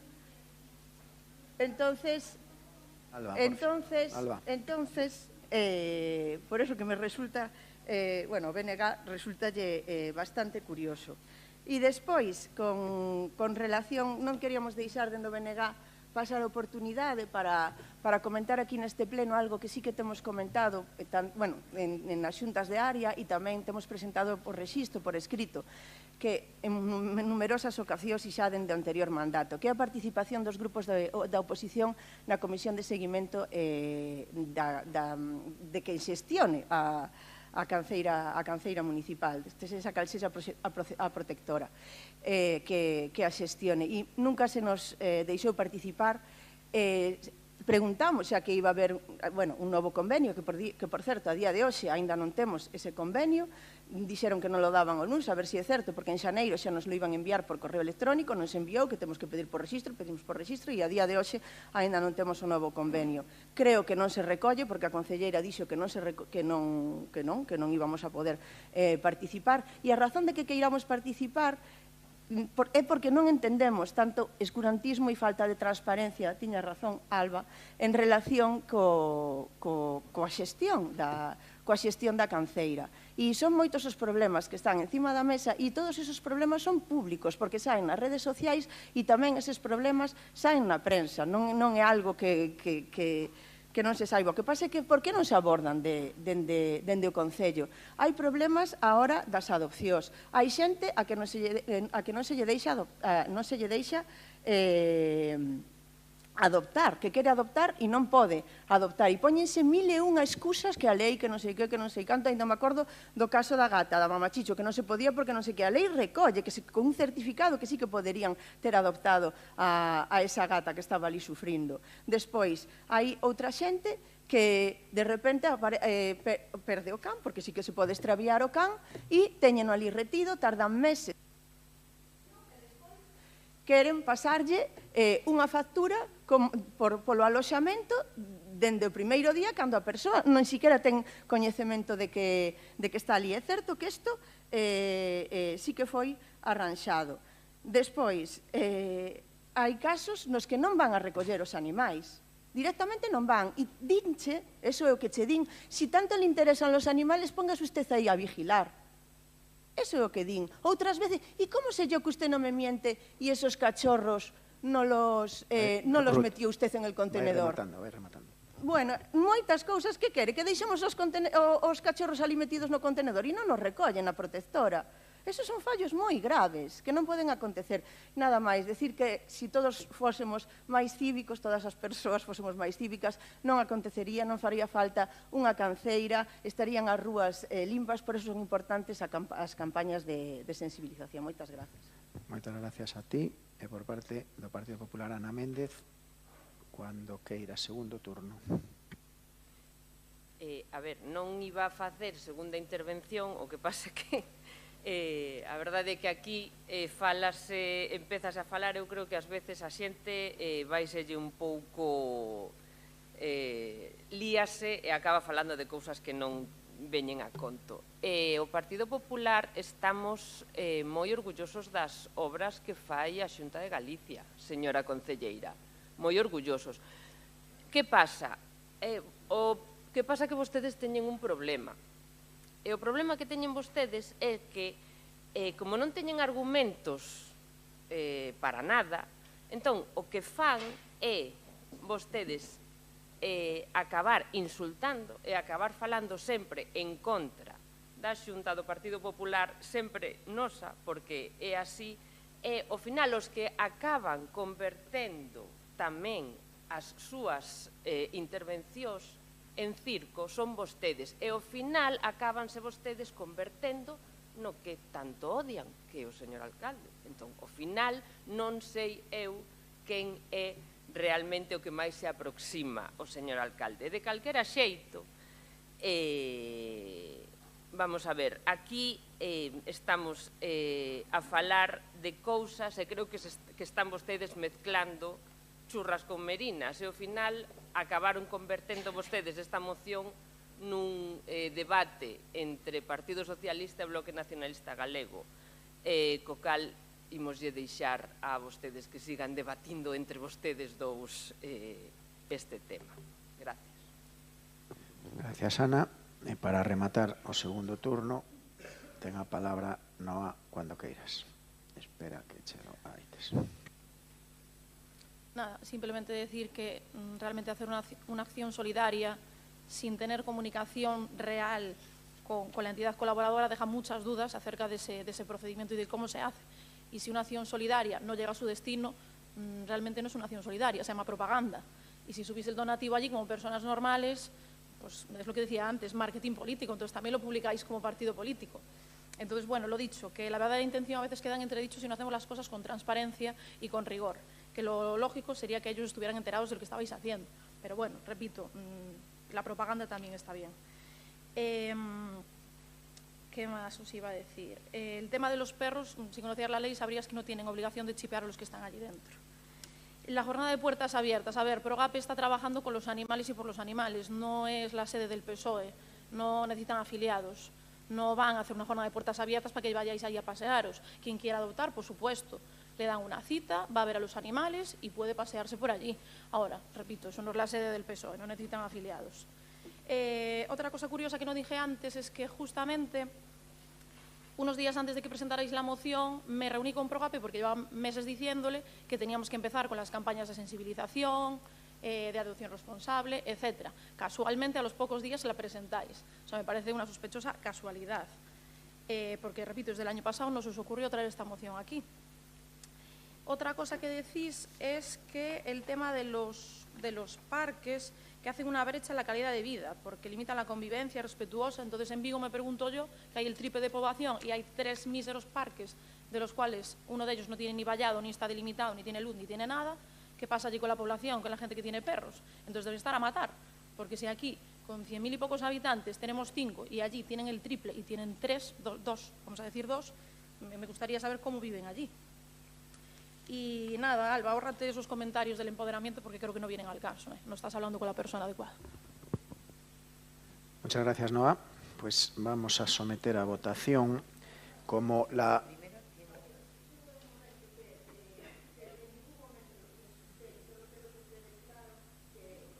Vale. Ben.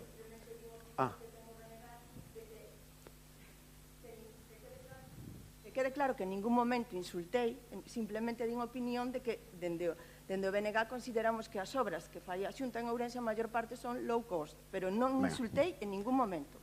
Meridianamente claro. Non considero que sexa un insulto eso. Pois sometemos a votación como a enmenda non foi aceptada.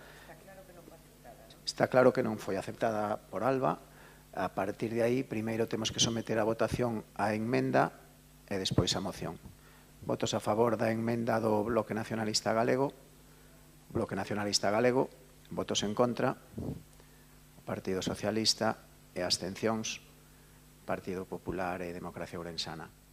E agora procedemos á votación da moción en sí, presentada polo Partido Socialista. Votos a favor. Ahora é a moción. Perdón, ahora es la moción en sí misma. Claro, a enmenda... Cuando la enmienda no es aceptada hay que votarla y después se vota la moción. Justamente. Votos a favor da moción. Partido Socialista. Votos en contra. Bloque Nacionalista Galego. E abstencións. Democracia Ourensana e Partido Popular. Perfecto. Pois vamos xa á seguinte moción, que é a punto a 5.6, moción do Grupo Municipal do Partido Popular relativa ás medidas que debe adoptar o Goberno Municipal relativa á mellora de seguridade na cidade. Subimos un minuto, espera un segundo, quen vai a defender por parte... Esperamos aí. Quen vai a ser o defensor desta moción? Noelia. Pois, cuando queiras, esa palabra.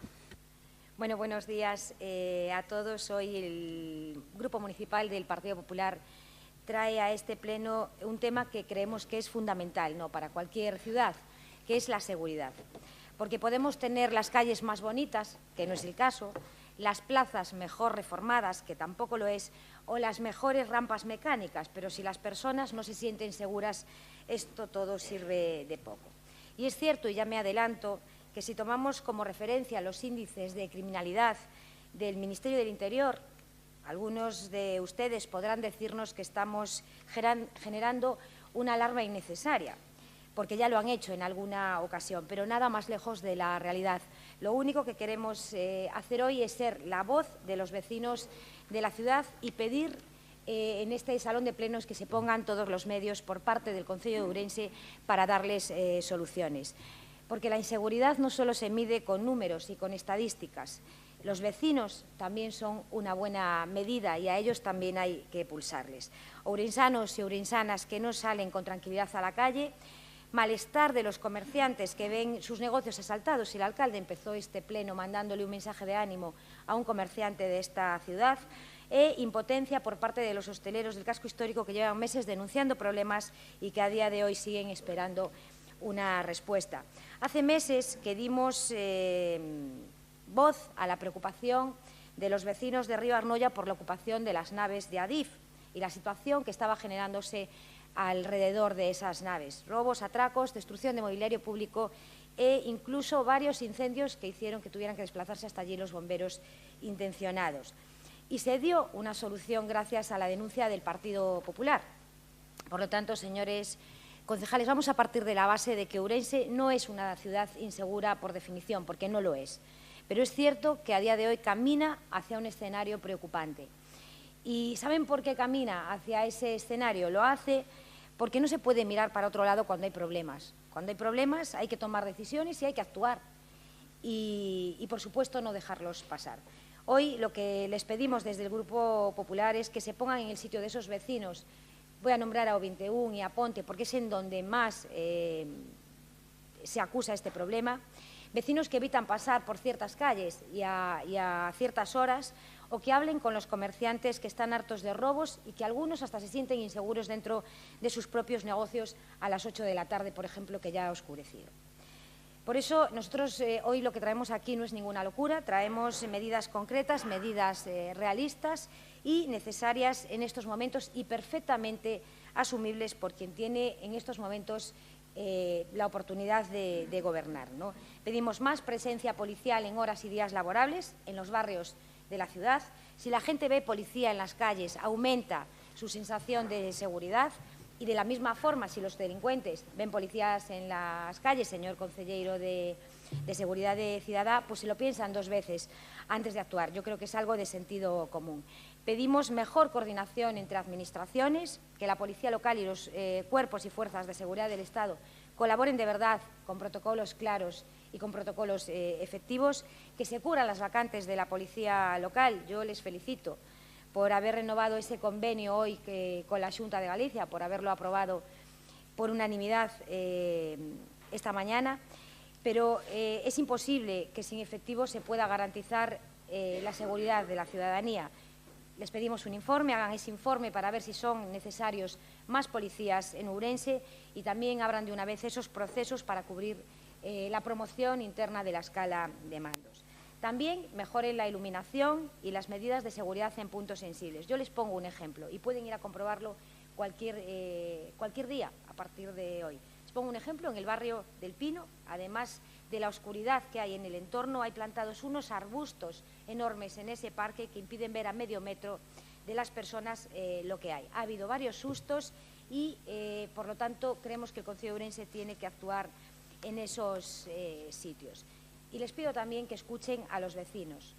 No puede ser que pidan citas y que no se les conteste, no pueden ser que no tengan respuestas a sus quejas y no puede ser que la única forma que tengan de ser escuchados sea poniendo denuncias en las redes sociales. Es muy moderno, pero desde luego que no es un canal efectivo ni un canal oficial de la Administración municipal.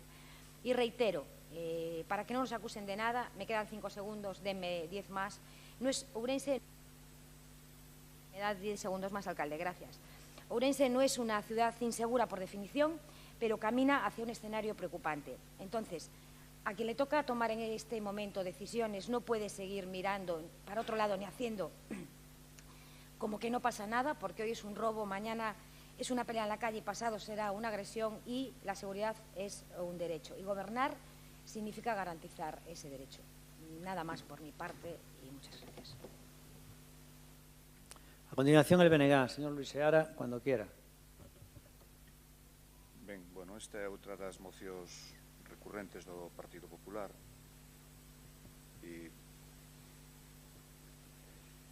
ten algo bastante de demagoxia, non? Porque a verdad que retorcen un pouco os datos. O que fixo a concelleira na súa exposición foi o que se denomina por a venda antes da ferida. Está recoñecendo que Ourense e os datos que din que Ourense é unha das cidades máis seguras e que baixou a conflictividade son certos, mas por outra parte fala de percepción social.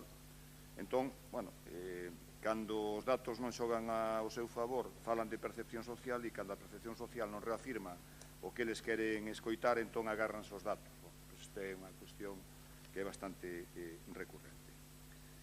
Efectivamente, e eu comparto esa tese, Ourense é unha cidade segura, evidentemente, con focos de inseguridade, como en todas as cidades, como en todas as vilas do mundo. Pero tamén hai que recoñecer, e iso é unha evidencia tamén, nós o pudemos testar e constatar empíricamente, hai preocupación en determinadas zonas da cidade pola proliferación dos delitos nos últimos tempos. Bueno, sería longo e prolixo explicar cal é a casuística e por que se producen, pero, bueno, eso, digamos que o deixamos para outro debate. Falan en todo momento, e isto é algo que a mí me chamou poderosamente a atención, das obrigas do goberno municipal relativas á mellora da seguridade na cidade, pero obvian que a seguridade pública, que é sobre o que versa a moción, é unha competencia exclusiva do Estado. Outra cousa é que as corporacións locais, e así o explicita a Lei de Bases de Réximen Local, participarán no mantemento da seguridade pública nos termos que establece a propia lei. Por tanto, a función da Policía Local é colaborar na seguridade co resto das forzas e corpos de seguridade do Estado. Xo decía agora tamén a concelleira do grupo propoñente que hai un problema de base. Nós estamos falando de redoblar a seguridade pública na cidade, pero hai un problema, e ese problema é que temos unha plantilla da Policía Local que está mermada en canto a efectivos. Por tanto, dificilmente poderemos reforzar a presenza da Policía Local nos barrios con esta plantilla que temos, porque ou ben adicamos os poucos recursos humanos que temos a reforzar a seguridade nos barrios conflictivos ou a desenvolver o cometido fundamental para o que foron concebidas e para o que foron creadas estes corpos policiais, porque papas e sorber non pode ser. Eso témolo meridianamente claro. Vostedes din que se solicita ao xefe de Recursos Humanos un informe detallado en base ás peticións da necesidade da plantilla, no que avalía a situación e se é necesario incrementar a plantilla. Bueno, que é unha necesidade, eu creo que é unha evidencia, non? Que non fai falta pedir ningún tipo de informe. Pero, ademais, é que xa se teñen presentado varios informes de necesidade ao longo dos últimos anos. En 2015 xa gobernaban vostedes, en 2020 e tamén posteriormente hai informes nos que avalían e piden a necesidade de incrementar a plantilla, en 2024 varias veces. Neses informes xa se prevía que de non convocar as prazas o servizo veríase afectado. Por tanto, bueno, esta é unha cuestión que tamén ten sido recurrente ao longo dos anos. Falan no segundo punto, concretamente, de coordenación, non? Bueno, eu creo que o problema, probablemente o menor dos problemas no Concello sexa o da coordenación entre forzas e corpos de seguridade, o cal non quere dicir que non deba incrementarse. Polo menos pola información da que nos dispomos, todas as semanas hai reunións da Policía Local e Nacional, hai xuntas locais de seguridade que se realizan ao longo do ano, nas que participan representantes das asociacións de veciños. Por tanto, bueno, isto soluciona o problema? Non. Evidentemente, insisto que o problema de base está na merma de efectivos. Espera, remata, Luís. E, por último, din que se poña, que se reforce a iluminación e medidas de seguridade nos espazos públicos. Bueno, eu creo que esta é unha medida necesaria, porque unha iluminación eficiente tende a disuadir a delincuencia e ser a seguridade para as persoas residentes, pero gustaríame trasladarlle unha pregunta ao concelleiro para que aproveite e me poda contestar no seu turno de intervención. No mandato pasado colocáronse cámaras de seguridade en distintas zonas do Concello. Que eu saiba, nas termas na zona de Reza, no polígono do 21 e no propio edificio da Policía Local, que sorpresivamente un espazo no que hai armas non había cámaras. E eu a pregunta é, vostede pode garantir que esas cámaras que se colocaron, que costaron miles de euros, están a día de hoxe operativas? Mais nada nesta primeira quenda. Moitas grazas. Por parte do Partido Socialista vai a ser Natalia.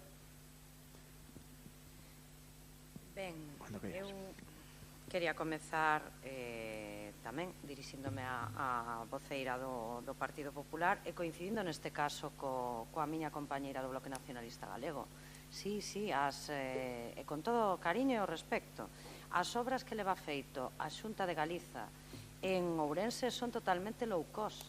Ourense non se merece un pendello de estación de autobuses, nin tampouco as obras que se realizaron na Avenida Otero Pedrallo, nin ese parcheo do Estadio do Couto, nin tampouco a chapuza que se fixo na circunvalación este de Seixalbo. Eu creo que nos merecemos moito máis e nos estamos aquí para reivindicalo. Pasa que vostedes, supoño que ao non gobernar no Concello de Ourense aínda teñen que vender ese fume o que lle mandan desde Santiago, que son os que mandan. Pero nos estamos aquí para decilo, dende a responsabilidade política que ostentamos. Isto tamén ven, o tema da seguridade, ven un pouco a colación con esa campaña política que pretende estender o Partido Popular desde Madrid hasta Galicia. E isto é así. Dende un tempo a esta parte, a campaña política do Partido Popular en materia de seguridade consiste, primeiro, xerar alarma, segundo, vir a colgarse medallas das xestións magníficas que fan os corpos e forzas de seguridade, independentemente de quen dependan, e logo, neste caso concreto do Concello de Ourense, quedar ben coa Policía Local, co corpo da Policía Local. E así o manifesto. Ourense é unha cidade segura, os datos están aí. Precisamente o Partido Socialista, en agosto do ano pasado, coñecendo, efectivamente, un repunte importante de incidencias en certos barrios, como son os da Ponte, o 21 e o Pino, foi dos primeiros, ou igual co Partido Popular, que non fomos precisamente a sacar a foto á Rúa Riarnoia, onde un dispositivo levaba moitísimo tempo traballando para darlle solución a ese problema dende a subdelegación do goberno. Non foi grazas ao Partido Popular, foi grazas ao traballo dos corpos e forzas de seguridade. Que pasa? Que vostedes van ali a sacarse a foto e a xogar a ser Ana de Bande en todo es mentira. Señores, isto é a cidade de Ourense e nos coñecemos todos e todas. Vale, en agosto do ano pasado nos poñíamos de manifesto a nosa preocupación polo repunte de incidencias nesos barrios.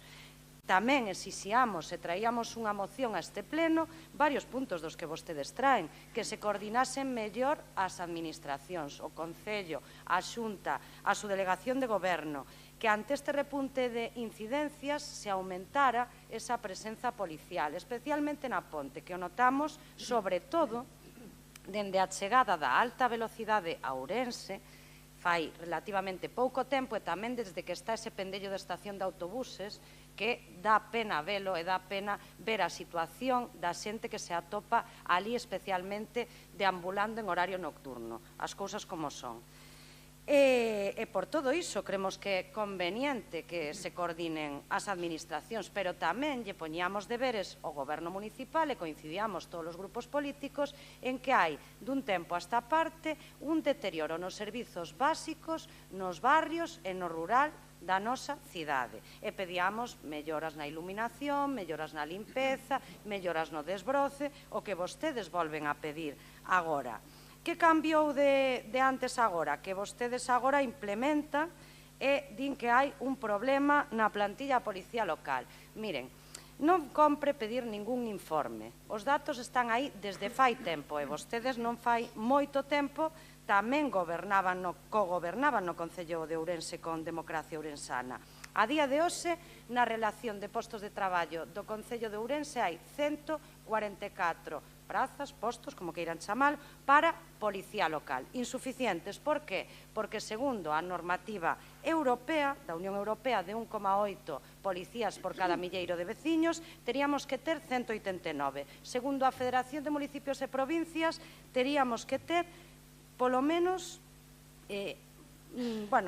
o que temos agora serían 13 efectivos menos, 157. É dicir, que en calquera caso e ante calquera normativa a plantilla da Policía Local é insuficiente no Concello de Ourense. Así que non veñan a descubrir a pólvora. A promoción interna leva paralizada tamén certo tempo e hai que implementala, pero bueno, vamos a ver, eu entendo que lles produza preocupación hoxe, pero que a nós fai tempo que non la produce e por eso exiximos.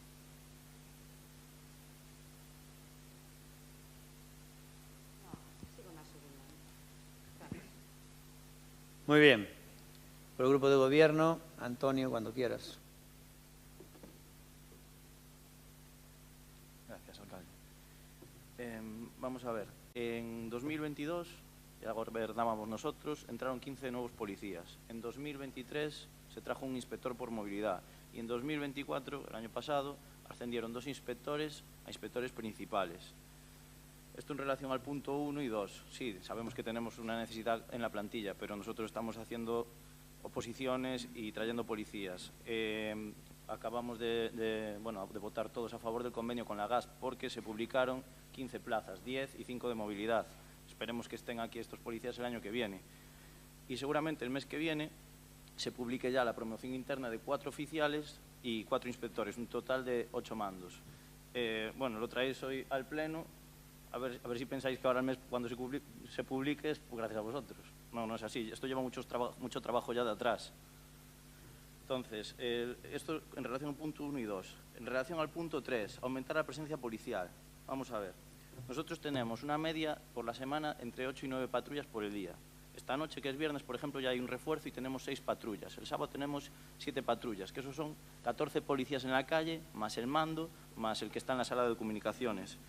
Después, cuando hay eventos, como por ejemplo el carnaval, pues se refuerza con más gente. Este lunes tuvimos a la noche 28 policías locales en la calle. Y no solo es la policía local, también había otros tantos policías nacionales. Lo que no podemos hacer es agotar los recursos de la policía local, como muy bien dijo Seara, en la seguridad ciudadana, cuando la competencia es del Estado, no es nuestra. Nosotros colaboramos. Entonces la policía local tiene muchísimas más funciones que hacer a lo largo del día. Sí, las zonas preocupantes. Pues tenemos una patrulla permanente en la zona norte. Hay una patrulla permanente, pero repito, no es nuestra única función. Con respecto al punto de mejorar a coordinación entre las administraciones, vale. Pues es que más no se puede coordinar ya. Ya lo explico también Seara, hacemos reuniones semanales con la Policía Nacional. Tenemos también emisoras compartidas. Cuando se hacen eventos siempre hay reuniones previas. Tuvimos esta semana el carnaval. Hicimos reuniones, hicimos un puesto de mando avanzado en los que estaban bomberos, policía local, la empresa de vigilantes de seguridad, la Policía Nacional. El lunes por la noche vino el comisario, vino su delegado de gobierno. Acordamos un punto que fue bastante interesante para mejorar un poco la seguridad. Acordamos cerrar la Rúa Ramas Carvajal al público para que pudieran acceder los vehículos y los policías en caso de que hubiera una emergencia en la Plaza Mayor o en la parte de abajo de Santa Eufemia. No sé, comunicación hay total. Hacemos controles de alcoholemia y de drogas coordinados con la Guardia Civil, llevamos el tema del biogen también con la Policía Nacional y también hacemos otras actuaciones que no se pueden hacer públicas. Entonces, colaboración del 100%. El siguiente punto, decís, establecer canales directos de comunicación con los vecinos. Canales directos. Tenemos la web oficial del Ayuntamiento, que ahora tenemos una plataforma que se llama Fala co teu alcalde. Está todos los días, pues la gente escribe sus inquietudes, sus dudas, pone ruegos, alguna queja también hay, lógicamente. Para los que no son tan tecnológicos, hay la vía telefónica. ¿Quieres apuntar? 988-388100. Llamas al ayuntamiento, sale la centralita, te contesta pues, una persona y te ponen en contacto con el departamento que sea y te atienden al momento, salvo que sea una consulta de urbanismo que tiene que haber un arquitecto, pues te dan cita para dentro de unos días, pero el resto se soluciona al momento. Luego hay otra vía, que es la de venir aquí presencialmente, también se atiende a todo el mundo, aquí en información, atención al ciudadano o en registro, y también puedes meter un escrito por registro que se va al departamento que le corresponde y se atiende. Después hay una quinta vía, que es que la mitad de la población de Ourense tiene el teléfono del alcalde y siempre están llamándolo y él deriva a los concejales los casos. Y luego el punto número 6, reforzar la iluminación. A ver, como dijo antes Ana, esto es un poco también mezclar churras con merinas. Vale, es de seguridad ciudadana, sí, si cae una rama de un árbol es seguridad ciudadana, si hay un agujero en la calle es seguridad ciudadana, pero bueno, no corresponde realmente con esta concejalía. De todas maneras, se está haciendo un pliego, creo que me dijo Fran, y saldrá en breve la reposición de toda la luminaria de la ciudad. De momento nada más. Luis, no te puedo contestar todavía.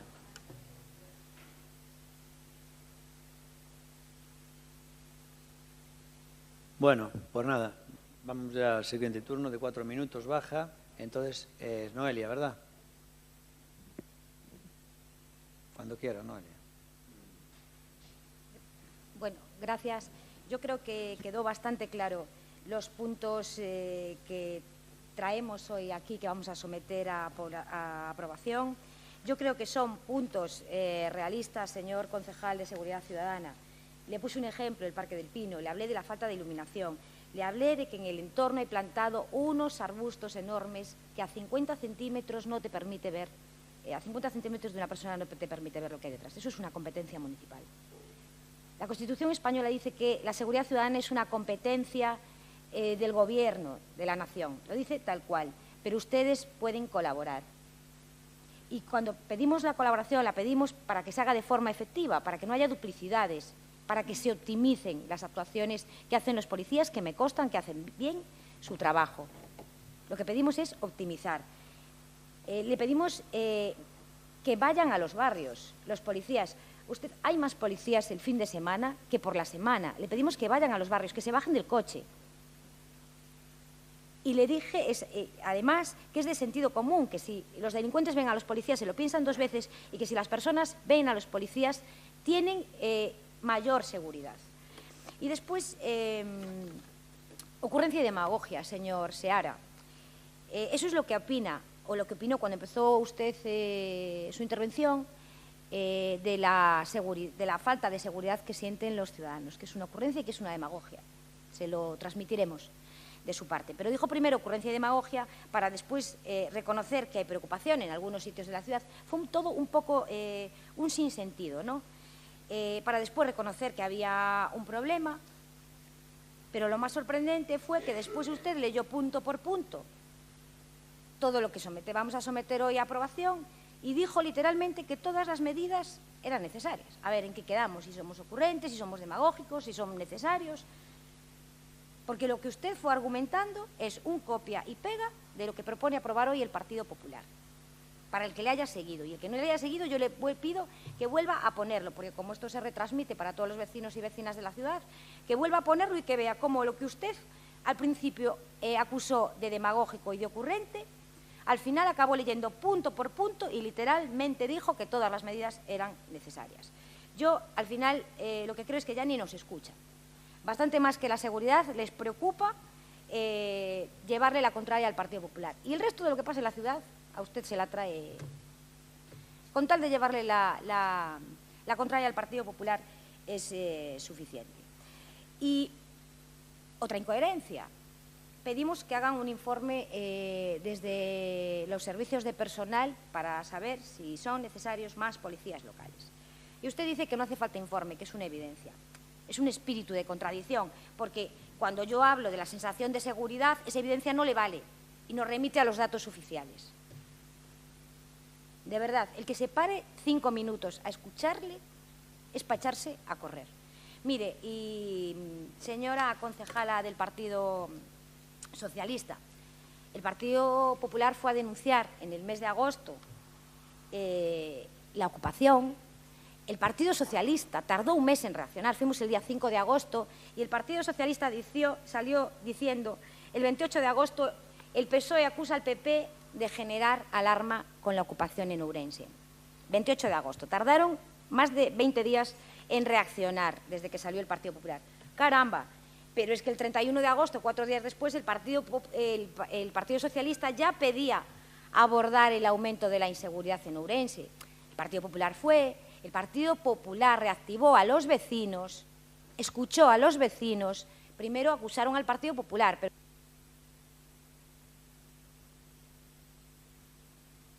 pero después no le quedó más remedio que escuchar a los vecinos y ustedes mismos pedían abordar el aumento de la inseguridad. Por lo tanto, hay que ser un poco más coherentes con lo que decimos aquí. Y es una moción recurrente. Pues la vamos a recurrir todas las veces que haga falta mientras no se pongan los medios efectivos y los ciudadanos tengan en la calle una sensación de tranquilidad. Eso, por descontado, y que les quede claro. Muchas gracias. A continuación, venga, por favor, señor Luis Seara. É maravilloso cando hai alguén que interpreta o sentido das túas palabras, non? E a concelleira do Partido Popular acaba de facer unha interpretación libre respecto do que eu dixen. Eu claro que dixen que son as raíñas da demagoxia, porque utilizan os datos a mantenta, tal e como lle interesa. Neste momento, como os datos respecto da inseguridade non son os que vostedes quixeran, pues entón din que, bueno, é a percepción social. Se a percepción social di o que vostedes non queren escoitar, entonces el problema son os datos, agarran a los datos. Iso foi o que dixen eu. En todo caso, agradezolle que vostede interprete perfectamente, como acaba de facer, as miñas palabras dos meus silencios. Eu dixen, e repito, que o problema de base está, para mí non está, e para o BNG non está na falta de coordinación, que sempre é mellorable, senón en que temos unha plantilla mermada. E sorpréndeme, concelleiro, que non me poda contestar a unha pregunta como a que lle acabo de facer se están operativas as cámaras nesas 3 zonas da cidade.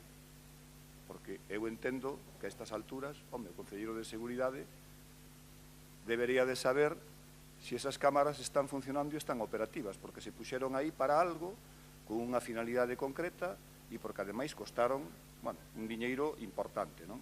Pero como estamos falando de seguridade, eu creo que, home, deberíamos de... Eu agradeceríalle sair deste debate con esa cuestión resolvida, non? Falaba tamén de que hai máis presenza policial, non? Durante a semana, e isto ten que ver tamén co que plantexa a propia moción do Partido Popular, non? Que di aumentar a presenza policial especialmente nos días laborables e nas zonas máis afectadas para disuadir condutas delictuosas e mellorar a resposta ante incidentes. Bueno, hai unha cuestión que me imagino que vostedes repararon nela, que é que o actual cadrante de traballo, que por certo non é do agrado do alcalde, ou así o ten manifestado, aínda que despois recolleu cable, fai que paradóxicamente Ourense teña máis presenza os fins de semana, os sábados e os domingos, que un día laborable. E ese, bueno, pues é un problema, claro. Axuda o sábado pola noite nas zonas de ocio a que haxa máis policías? Sí, pero o que vostedes evidentemente piden na súa moción, non? Nos días laborables, pois efectivamente ten que ver, bueno, pues, con un cadrante laboral que acaba provocando pois esa situación. Establecer canles directas de comunicación cos veciños e os sectores afectados para escoitar a súa preocupación e buscar solucións adoptadas a cada barrio. Bueno, sería o ideal, non? O ideal sería que a policía local fora o que debe ser, unha policía de proximidade, pegada ao territorio e cercana á xente, non? Algo que, por certo, está ocurrindo en outras cidades do país. Se ben, evidentemente, parece unha utopía cos recursos humanos actuais cos que conta agora mesmo a policía. Por tanto, bueno, pois eu creo, e insisto, que nos chama a atención, bueno, que non haxe unha soa referencia ao resto das forzas e corpos de seguridade do Estado cando se fala dunha moción exclusivamente en termos de seguridade na cidade. As súas razóns. Bien. Siguiente turno de intervenciones para el Partido Socialista. Noelia, cuando quieras. Natalia, también con N, otra literación. Bueno, pois, collendo guantes, señora concelleira do Partido Popular, coincido nunha cousa con vostede. Aínda que pequemos en ser recorrentes, sí que hai que traer as veces que faga falta os temas importantes da cidade a este salón de plenos. E tamén lle digo, poden traer todas as mocións que trouxo anteriormente o Partido Socialista ao pleno as veces que queiran.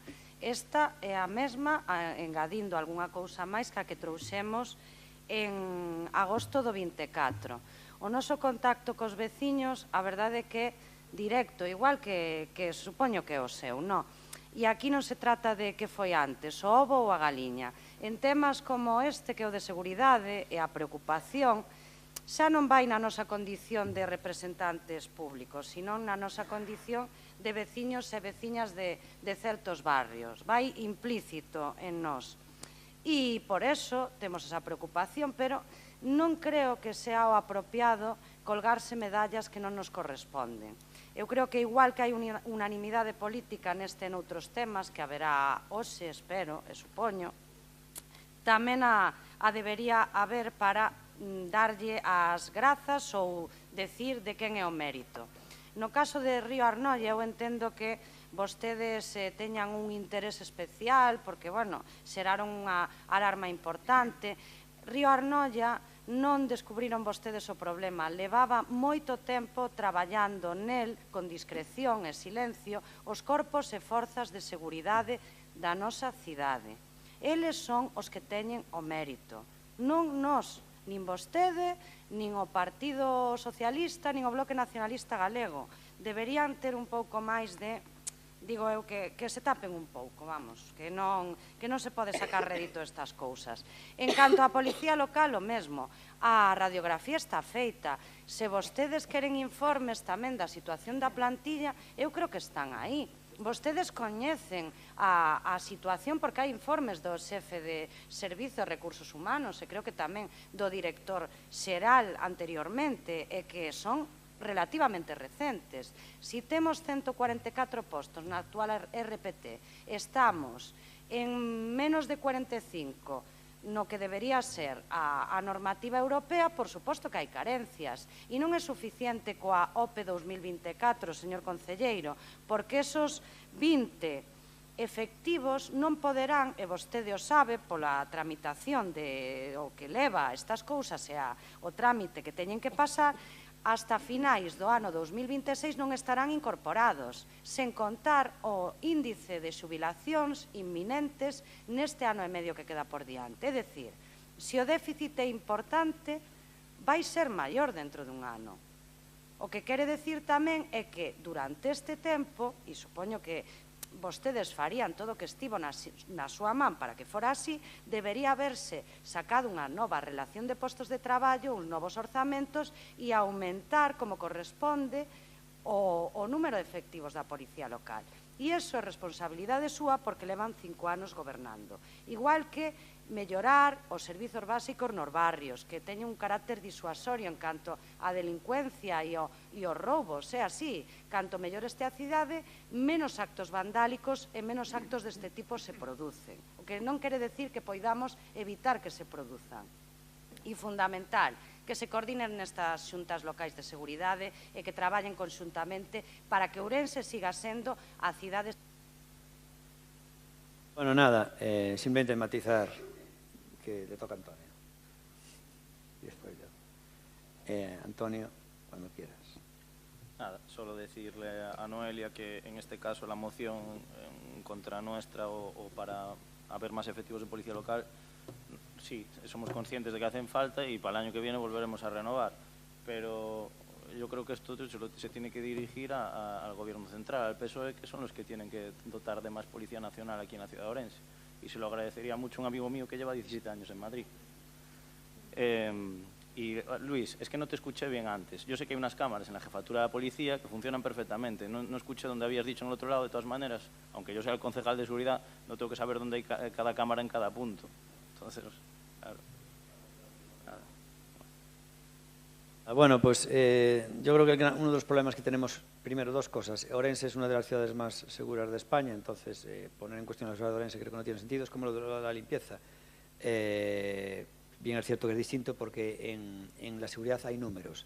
Entonces, claro, lo que es medible no es opinable y los números arrojan que Ourense es una de las ciudades más seguras de España. Ojo, también es verdad que es debido a unas circunstancias, que es una ciudad del interior, con una población X y donde también pues tenemos una media de edad alta, con lo cual también hay una correlación, ¿vale? O sea, quiere decir que el mérito no es exclusivo de las fuerzas de seguridad del Estado, sino de las propias circunstancias de la ciudad, ¿no? Eso es cierto. Pero luego otro tema importante también que tenemos que reseñar es el tema de las competencias, que es una auténtica locura. El otro día lo comentaba yo con el tema de los colegios, no tiene esto sentido. Resulta que las competencias en educación es de la Xunta de Galicia, pero los ayuntamientos tienen que poner los conserjes, la limpieza, el mantenimiento de los colegios de primaria, no de secundarios. Esto es una locura. Oiga, por favor, si usted lleva la competencia de educación, lleve todo. No me venga aquí con reinos de taifas pequeñitos, ¿no? Lo mismo ocurre con la seguridad. Si la seguridad es del Estado, en este caso, oiga, lleve usted todo. No. Resulta que como no ponen la suficiente, en diversas ciudades la policía local tiene que reforzar. Y, hombre, no debería ser nuestra labor. Como bien dijo antes Antonio, la policía local tiene mucho más cometidos que seguridad. Sin embargo, tenemos que reforzar porque el Estado español no envía suficientes efectivos, que desde luego la Policía Nacional hace una gran labor y tiene una excelente labor con sus mandos, con el comisario, con los que estuvieron y con los que están, y esperemos que con los que estén. Igual que la relación con la Guardia Civil es excelente, como bien visto que hoy aquí en el acto del 8M que tuvimos previo, pues vinieron 2 mandos de la Guardia Civil. Vale, pero ellos no tienen culpa de que no le envíen más efectivos. Entonces, realmente, si ahora mismo se dotara desde el Estado español más efectivos de policía nacional, la policía local no tendríamos que dedicar la policía local a esos recursos y los podríamos destinar pues a optimizar más otros propios del municipalismo, ¿no? Entonces, eso para empezar, ¿no? Creo que estamos haciendo una gran labor porque estamos reforzando con muchos efectivos algo que debería hacer el Estado español cuando nosotros somos la administración pobre. Y luego, por otro lado, para que ustedes vean lo que es el galimatías de todo este rollo de las competencias, es un ejemplo de lo que sucedió el otro día con el incendio. El otro día, por desgracia, hubo un incendio en la Avenida de Santiago. Gracias a Dios no hubo ninguna víctima, ningún daño personal, que es lo más importante, y a partir de ahí hubo que relojar a unas personas. Entonces, a partir de ahí, en el relojamiento hay competencias municipales y autonómicas, y ahí empieza el caos, que es lo mismo que la situación, es un caos total, ¿no? Pero resulta que la primera intervención inmediata es del ayuntamiento. Entonces, el ayuntamiento, creo que obramos de maravilla, en el sentido que esas personas se realojaron ya en un hotel los primeros días, y luego, pues, a los que lo necesitaron, que muchos dijeron que no, que ya iban por sus propios recursos, se le alojó en un apartamento provisional, ¿no? Con lo cual nadie quedó en la calle. Y la Xunta de Galicia llamó desde el primer momento, la Xunta de Galicia hay que reconocer que estuvieron ahí al momento, pero no podían resolver la inmediatez de la Xunta de Galicia, porque ellos tenían una serie de bonos en donde si esas personas que estaban en la calle querían asistencia, la Xunta de Galicia lo único que les daba era que alquilen un piso y luego ellos tienen un bono para pagar la posterior del piso. Pero claro, nadie te alquila un piso de la noche a la mañana y menos hoy con lo difícil que es. Con lo cual, la Xunta de Galicia sí que daba servicio, pero no inmediato. Pues hay tal rollo en las competencias que las personas se ponían nerviosas, a pesar de los que los relajamos en un hotel y en unos apartamentos, y está aquí que salen en la radio hablando y decir, el ayuntamiento nos dejó colgado y quien estuvo siempre a nuestro lado fue Noelia, del PP. Hostia, te quedas alucinado. O sea que resulta que la Xunta de Galicia no hace nada, el ayuntamiento les atiende, les da, todos los realoja y es a quien nos critica, ¿no? Y me llama la señora y digo yo, dígame, sí, le di mi teléfono, pero le di mi teléfono, ¿qué necesita? Pero hable antes, por favor, con los concejales, que son los que saben los detalles. Los estoy llamando y no me cogen. Estoy con ellos, miramos el móvil, no tenía ninguna llamada perdida. Y sale con Noelia sale en la radio hablando, sí, aquí estamos apoyando, pero si la Xunta de Galicia no hizo nada. Es para alucinar. Lo digo por este rollo de las competencias con seguridad ciudadana, que claro, que realmente no podemos olvidar la brújula. La brújula es que la seguridad ciudadana es del Estado español, en Galicia. En Euskadi y en Cataluña no, la principal. Pero en Galicia la seguridad ciudadana es del Estado español. Oiga, y cuando pasa algo, la gente nos echa la bronca a nosotros. Oye, que hay una pelea, que no... Oye, perdone, que la responsabilidad del Estado español. Bastante hacemos con reforzar. Que mañana mismo, si quisiéramos, podríamos retirar a la policía local todos los trabajos de seguridad ciudadana. No tendríamos por qué hacerlo, si quisiéramos. Porque la responsabilidad es del Estado. No lo olvidemos en este tipo de emociones, ¿no? Nada más. Alusiones, ¿quieres hablar? Muchas alusiones no fueron, pero bueno. Coge, sí, Noelia. A veces no hace falta hablar mucho tiempo para aludir y por encima hacerlo mal. Yo no he salido en la radio hablando, en ningún momento, primera alusión. Y segundo, ya que usted ha sacado el tema, yo quería... Salí hablando de que tú eres la única que le ayudaste. Bueno, pero usted ha dicho que yo había salido en la radio pues me hablando. confundí. Yo no he salido en la radio hablando. En todo caso, si algún vecino pues me ha agradecido que yo estuviera allí, porque no estuve como concejal, estuve como Noelia y como vecina. Te identificaste siempre como concejala, perdona. No, concejala y diputada. No, perdone. No, perdona, te identificaste como concejala y diputada. No pasaba por aquí Noelia, no pasaba por aquí Noelia. Alcalde. Vale, perdón, pues si no la gente, le agradezco, como ciudadana, pasaban de ti. le Hay que tener agradezco- morro, ¿eh? Yo pasaba por allí. Le agradezco a esos vecinos pues que hayan tenido ese reconocimiento. Hombre, pues yo no, porque realmente, primero, tú como ciudadana poco les ayudaste, porque tú hablabas en nombre de la Xunta de Galicia y realmente los vecinos tendrán que agradecer a quien realmente les solventó la papeleta, que fue el Ayuntamiento de Ourense. Es decir, los recursos, porque, oiga, no se los resolvió el alcalde ni los concejales. Realmente quien se los resolvió a esos vecinos son todos los ciudadanos de Ourense, que son los que apoquinan, señora. Y viene la Xunta de Galicia, que no pone un euro, y aquí estoy yo. Y ahora tiene el morro de decir en un pleno, yo como ciudadana. Joder, macho. Bueno, vamos ya a votar. ¿Votos a favor de esta moción? Bloque, PP, PSOE. Democracia Orensana, abstención. Y ni nadie en contra. Nos vamos ya con la última moción y después vamos a reunir preguntas. En este pleno. Bueno. La última moción es una moción del Grupo Municipal del BNG relativa a demanda dun novo emprazamento para o punto de encontro familiar de Ourense. Esta moción, entonces, queda 5.7. Quen a vai defender, por favor? Vai a defender Erea Blanco. Entón, son 5 minutos. Por favor, Erea, cando que irás. Bo día. Hoxe, neste pleno de marzo, vimos falar de algo que nos preocupa profundamente. Falamos da situación do punto de encontro familiar de Ourense, un servizo que, lonxe de cumprir os seus obxectivos de protección e facilitación, está fallando masivamente, fallando as mulleres, fallando as crianzas e fallando as familias. O sistema de apoio e protección de mulleres vítimas de violencia machista en Galiza precisa dunha fonda análise e de ver que está fallando en materia de atención, protección e acompañamento.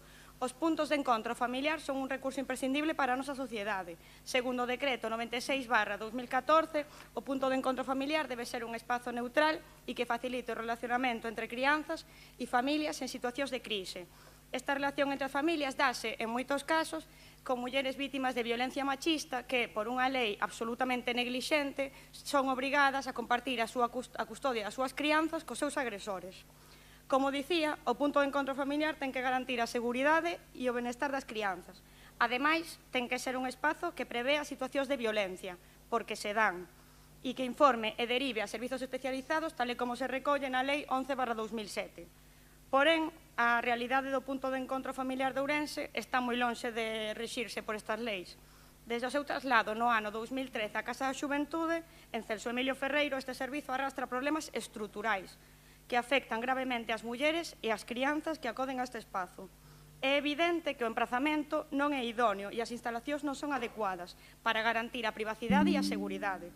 E é por isto que desde o Bloque Nacionalista Galego queríamos traer isto hoxe aquí, porque a situación actual do punto de encontro familiar é inadmisible e hai que deixar de poñernos vendas nos ollos e atender as cuestións que importan.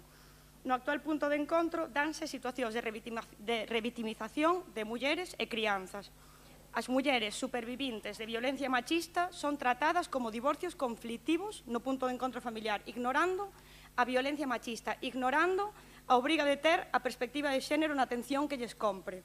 E isto non só perpetúa a violencia, senón que é un claro exemplo de violencia institucional.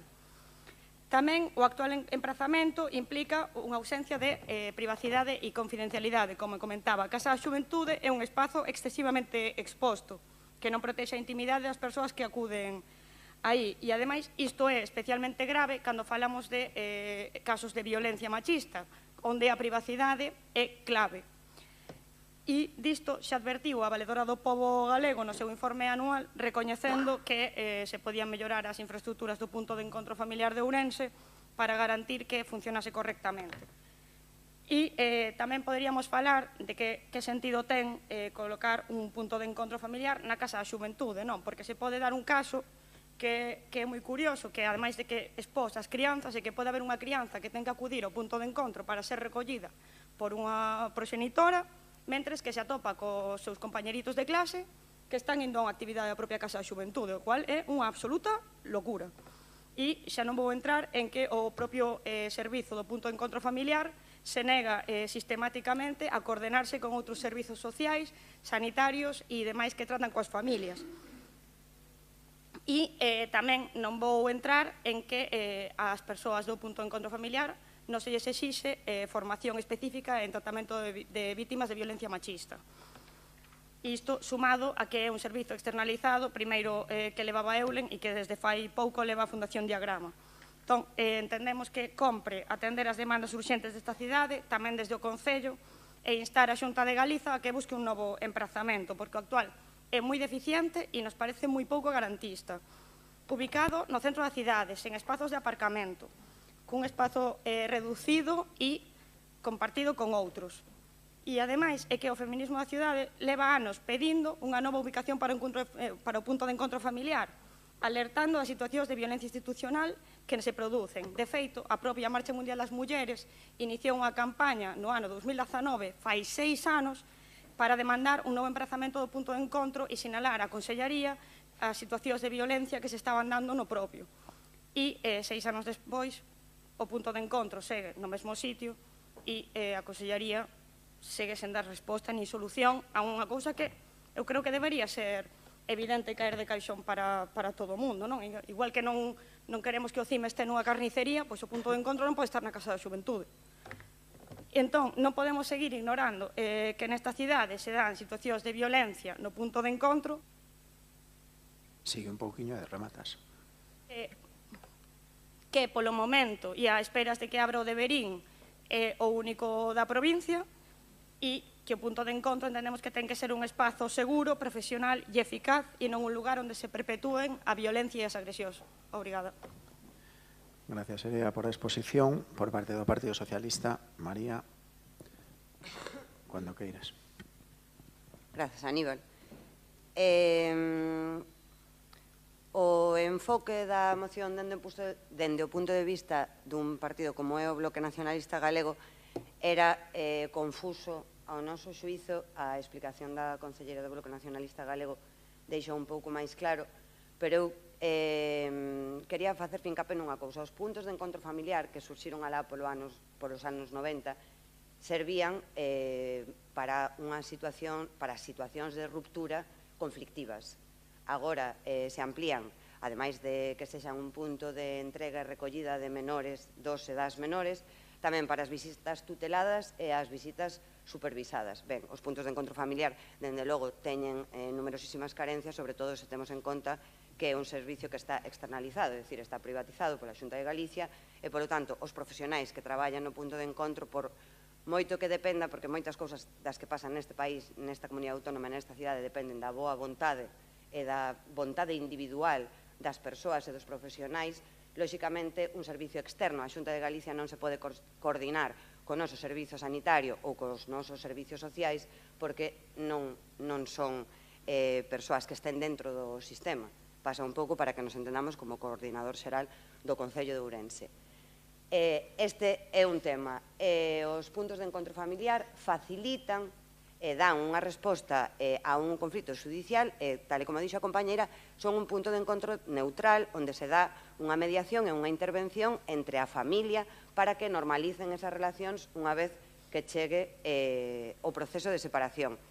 Isto non ten absolutamente nada que ver, dende logo, hai que mellorar o servizo, hai que mellorar a capacitación profesional, debería de ser íntegramente público e é posible que este moitísimo mellor noutra ubicación, dende logo, se que esta cidade dispón dela, que estou segura de que sí, cun mínimo de vontade política. Correcto, ben. Isto non ten absolutamente nada que ver co tema da violencia de xénero. Cando, nunha situación de conflicto familiar, intervén a violencia de xénero dende un punto de vista, ao mellor, non compartido por todos os que estamos aquí, a neutralidade non é posible. Os puntos de encontro familiar non son o espazo o que un neno ou unha nena teña que ir a visitar, por o tempo que sexa, a un agresor de violencia machista. Ben é certo que en moitos casos é unha cuestión de tramitación administrativa, temos que estar de acordo coa presunción de inocencia. Ben, quizás neste tema no que hai nenos e nenas por o medio deberíamos de ser máis ambiciosos e un maltratador non é un bo pai.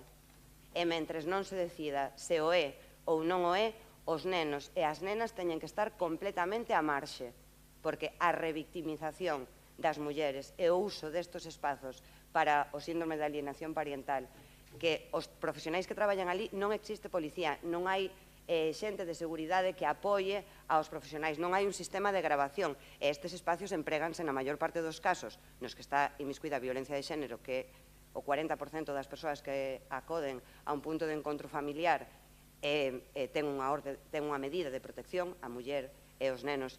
Temos unha lei que di que eses rapaces son víctimas de violencia de xénero, xa hai, e temos unha lei que impide que exista unha mediación e unha neutralidade entre as víctimas e os agresores. E temos unha lei, así mesmo, que debería de retirar de oficio a custodia aos pais que sexan denunciados por unha cuestión de violencia de xénero. Sempre coa presunción de inocencia, pero antes incluso que a eso está a protección dos nenos e das nenas. Porque hai rapazas nesta comunidade autónoma que durante máis de 17 meses tiveron que asistir a puntos de encontro familiar a reunirse co seu proxenitor e posteriormente acabaron condenados por abusos sexuais e por agresións sexuais. Entón, se cadra, a ubicación do punto de encontro non é o maior destes problemas, e o que deberíamos de abordar é que unha situación que deu solución no ano 94 para un divorcio conflictivo no que mellor o teu marido che foi infiel, entonces estás enfadada, ou viceversa, non ten absolutamente nada que ver con situacións na que se dan problemas de dependencia toxicolóxica, de saúde mental e moitísimo menos en temas de violencia de xénero. Por lo tanto, en temas de violencia de xénero, os puntos de encontro familiar non deberían sequera de existir e deberíamos exixirlle aos responsables de política social na nosa comunidade autónoma e o Concello de Ourense e a Diputación de Ourense tamén, porque, ainda que non teñamos competencias directas, todos podemos apoiar nestes temas, por exemplo, Remata. con temas educativos. Entonces, o punto de encontro familiar para temas de entrega e recollida de menores, visitas tuteladas, ten que mellorarse, por suposto, porque está en condicións infrahumanas, porque o personal non dispón dos recursos suficientes por parte da Xunta de Galicia, porque ten numerosos problemas. Pero no tema de violencia de xénero deberíamos de encontrar outras alternativas que non sexan achegar as crianzas ao seu agresor, de ninguna das maneiras. Gracias, María. Por parte do Partido Popular, Ana, cando queiras. Ben, eu creo que volvemos a estar mesturando cousas que non, evidentemente, María, que estamos mesturando cousas que son non teñen nada que ver, e ademais estamos a falar dun tema que é o suficientemente sensible como para mesturar deste xeito as cousas.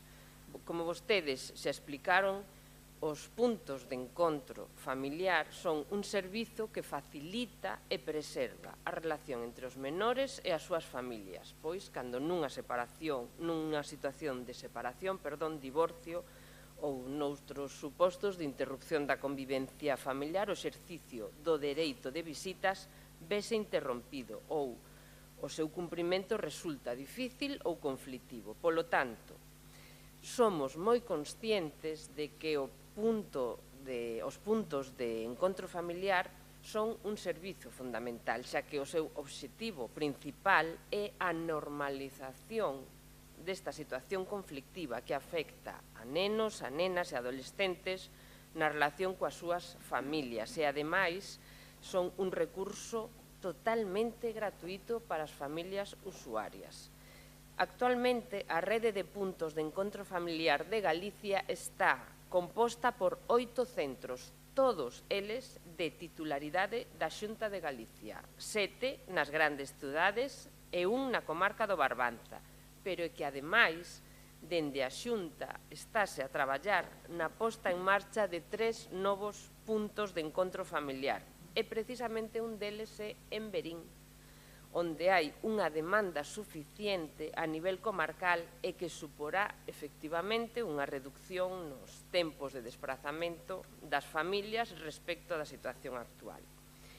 E no caso concreto do punto de encontro familiar de Ourense, temos que dicir que realiza intervencións con decenas de familias e ata o de agora a Xunta de Galicia non ten constancia de ningunha queixa nin reclamación por parte desas familias usuarias sobre a ubicación deste recurso. e que é ademais un espazo que pasa desapercibido, polo que non se victimiza as familias. É un espacio onde se preserva a privacidade e se mantén a discreción.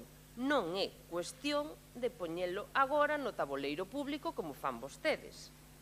O punto de encontro familiar de Ourense cumpre a normativa vixente e entendemos que cumpre a súa finalidade, dado que está funcionando con total normalidade axudando a moitas familias e, repito, sen queixas nin reclamacións de ningún tipo por parte das mesmas sobre a súa ubicación. Polo tanto, creo que despois de sinalar todo isto, o Partido Popular danos que esta moción é outra máis das que trae o Bloque Nacionalista Galego demandando cousas sen sentido, que son cousas sen sentido para eles, que unha demanda da cidadanía ourensá. Polo tanto, nós non a imos apoiar. Gracias, Ana. E por parte do Grupo de Goberno, Noa Rouco, cuando queiras. Buenos días nuevamente. Bueno, en primer lugar, dar gracias a María por la aclaración, sobre todo por separar esos casos de violencia de género, que efectivamente ningún niño debería tener la custodia al padre habiendo sufrido violencia de género en su casa. Deberíamos de separar esos casos. También, bueno, por eso, aclarar sobre todo que esta prestación es para facilitar la mediación entre familias, que en algunos casos habrá ocurrido y habrá pues precisamente una negligencia al permitir que esa custodia continúe así, con lo cual gracias por aclararlo. Por el resto, bueno, en principio sí que creemos que debería de cambiarse el punto de ubicación para poder preservar la privacidad y para que sean realmente espacios seguros y adaptados para quienes lo necesitan. Al final son puntos en los que hay mucha carga emocional para las familias que allí acuden, precisamente pues es por problemas que efectivamente nombró María, no siempre tiene que radicar en la violencia.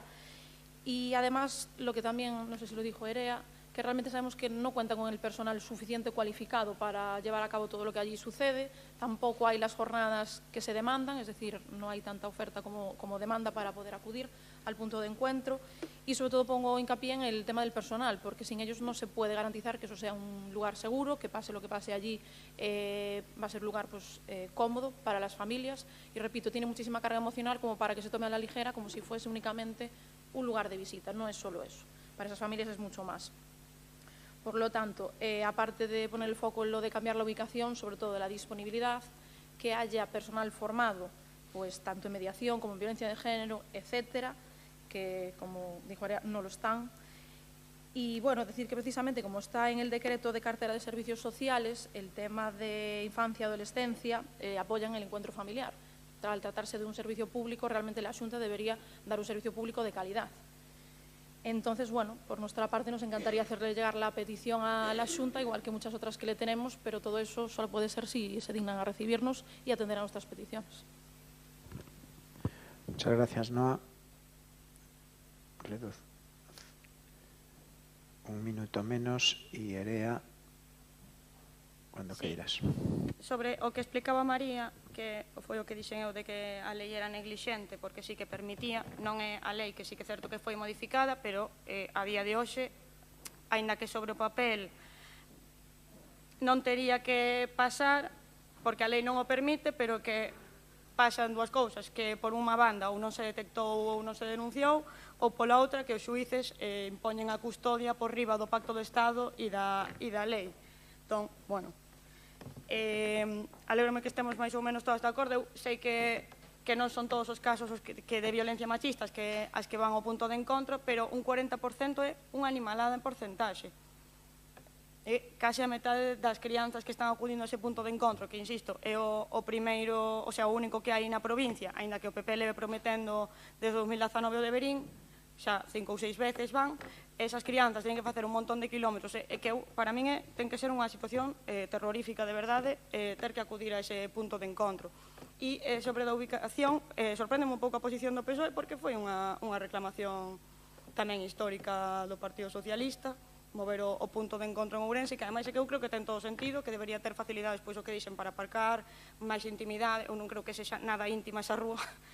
Entón, bueno, eu creo que sí que había que pensar niso. E logo, sobre o último que estaba comentando a Noa, eu vou ler un cacho do informe anual da Valedora, que pon da exposición dos feitos observase que o persoal do punto de encontro estamos traviesos cos móviles hoxe, logra acadar un acordo entre os pais para o réxime de visitas dentro da disponibilidade do punto de encontro familiar, que por certo sí que veu de ampliarse no 2022 ou no 2020, xa non me acordo, porque era de 4 días ou 7 da semana, pero ainda así sigue sendo insuficiente, que solamente pode facilitar 1 hora por semana para poder exercitar tal dereito, e recomenda poñer a disposición dos proxenitores infraestructuras suficientes para o correcto exercicio deste dereito.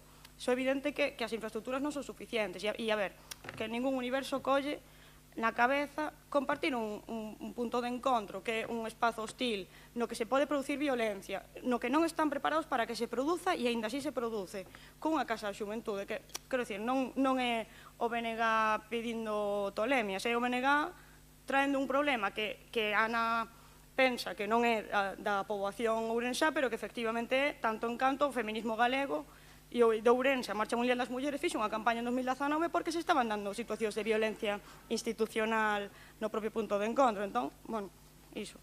Obrigada. Bien, a continuación, por favor, es el PSOE, y será María. Era que eu igual que non me explico ben porque sempre vou para diante para atrás, tes que desculpar. O Partido Socialista estamos a favor, estamos de acordo con cambiar a ubicación do punto de encontro familiar no caso de que se atope unha ubicación máis axeitada, pero non no caso de violencia de xénero. A moción do Bloque Nacionalista Galego está moi centrado, porque sí que son a meirande parte dos casos que asisten aos puntos de encontro familiar, son mulleres e nenos que teñen ordes de protección e son víctimas de violencia de xénero. O menor dos problemas que ten un neno ou unha nena que acude a un punto de encontro familiar co seu agresor é onde este. A ubicación actual é axeitada ou non? Bueno, para casos de violencia de xénero hai moitos colectivos feministas que piden que este tipo de puntos de encontro estén en zonas moi céntricas, moi ben iluminadas e moi concurridas, porque se empregan para agredir as víctimas porque saben a que hora van a ir e se empregan para alienar aos cativos e as cativas. Son temas distintos. Nos, dende o Grupo Municipal Socialista, dende logo, penso que é evidente, estamos a favor de calquera tipo de mellora que se poda facer en temas de benestar social, en temas de igualdade e moitísimo máis en temas que afecten aos nenos e ás nenas e de protección dos nenos e das nenas. Simplemente poñer en consideración que os puntos de encontro familiar non son, independentemente de onde se ubiquen, o sistema máis axeitado para o tratamento dos nosos nenos e das nosas nenas. E que, dende un punto de vista político, o que deberíamos de intentar, dende os nosos distintos cargos, é fomentar novos sistemas, non, nin de mediación, nin de intermediación, nin de neutralidade nos casos de violencia de xénero, senón que se apliquen as leis vixentes na actualidade. Polo tanto, se dende a Xunta de Galicia, se dende o Concello de Ourense, se dende a Diputación Provincial, se implementan mellores recursos e servicios para este servicio que debería de ser público, íntegramente público, debería de estar dotado de maiores recursos e, dende logo, debería de contar cun espazo amable para eses rapaces e rapazas que se reúnen cos seus pais e nais cos que teñen un problema de convivencia puntual, non nun caso de violencia de xénero, porque ningún neno nin nena debería de estar cunha persoa susceptible ou condenada por malos tratos. E o que plantexa a moción é que o incremento de casos de violencia de xénero fai que este punto de encontro teña que cambiar a súa ubicación. Non, este punto de encontro ten que cambiar a súa ubicación, mellorar as instalacións, mellorar os recursos humanos, materiais e económicos dos que está dotado por parte do organismo público responsable, o que sexa. Pero, dende as institucións, deberíamos de mellorar o sistema de protección dos menores e das menores víctimas de violencia de xénero, porque se nen sequera somos quen de facer cumplir a normativa vixente é que temos un problema moi grave. E de verdade que a revictimización das mulleres e que esos nenos e nenas teñan que acudir a esos puntos de encontro é unha ratonera. Este onde este. penso que, sobre todo dende a esquerda, e dende todas as formacións políticas que non son nin de esquerdas nin de dereitas que se queran sumar, deberíamos de verdade de mellorar polo menos, porque eu sei que todos estamos de acordo neso, que os nenos e as nenas gocen da máxima protección en todos os eidos. Por iso, eu, como facedes fincapé no cambio de ubicación, é un tema extraordinariamente relevante.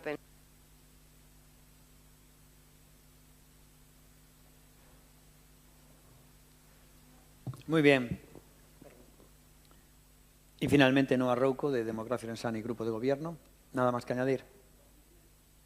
Pero si es por elección. Ah, perdón, me confundí. Es Ana Méndez del Partido Popular. Pido disculpas.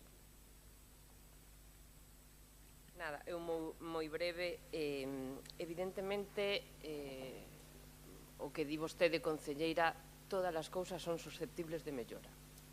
Neso estamos totalmente de acordo, pero aquí estamos a falar o que pide o Bloque Nacionalista Galego é un cambio de ubicación. E eu repito, nós non temos ningunha queixa por parte das familias usuarias, ningunha soa, señora Erea. E ademais, a localización na que está agora e non unha, como din vostedes, de poñelo nun sitio específico, tal, vamos a ver, esa localización non estigmatiza.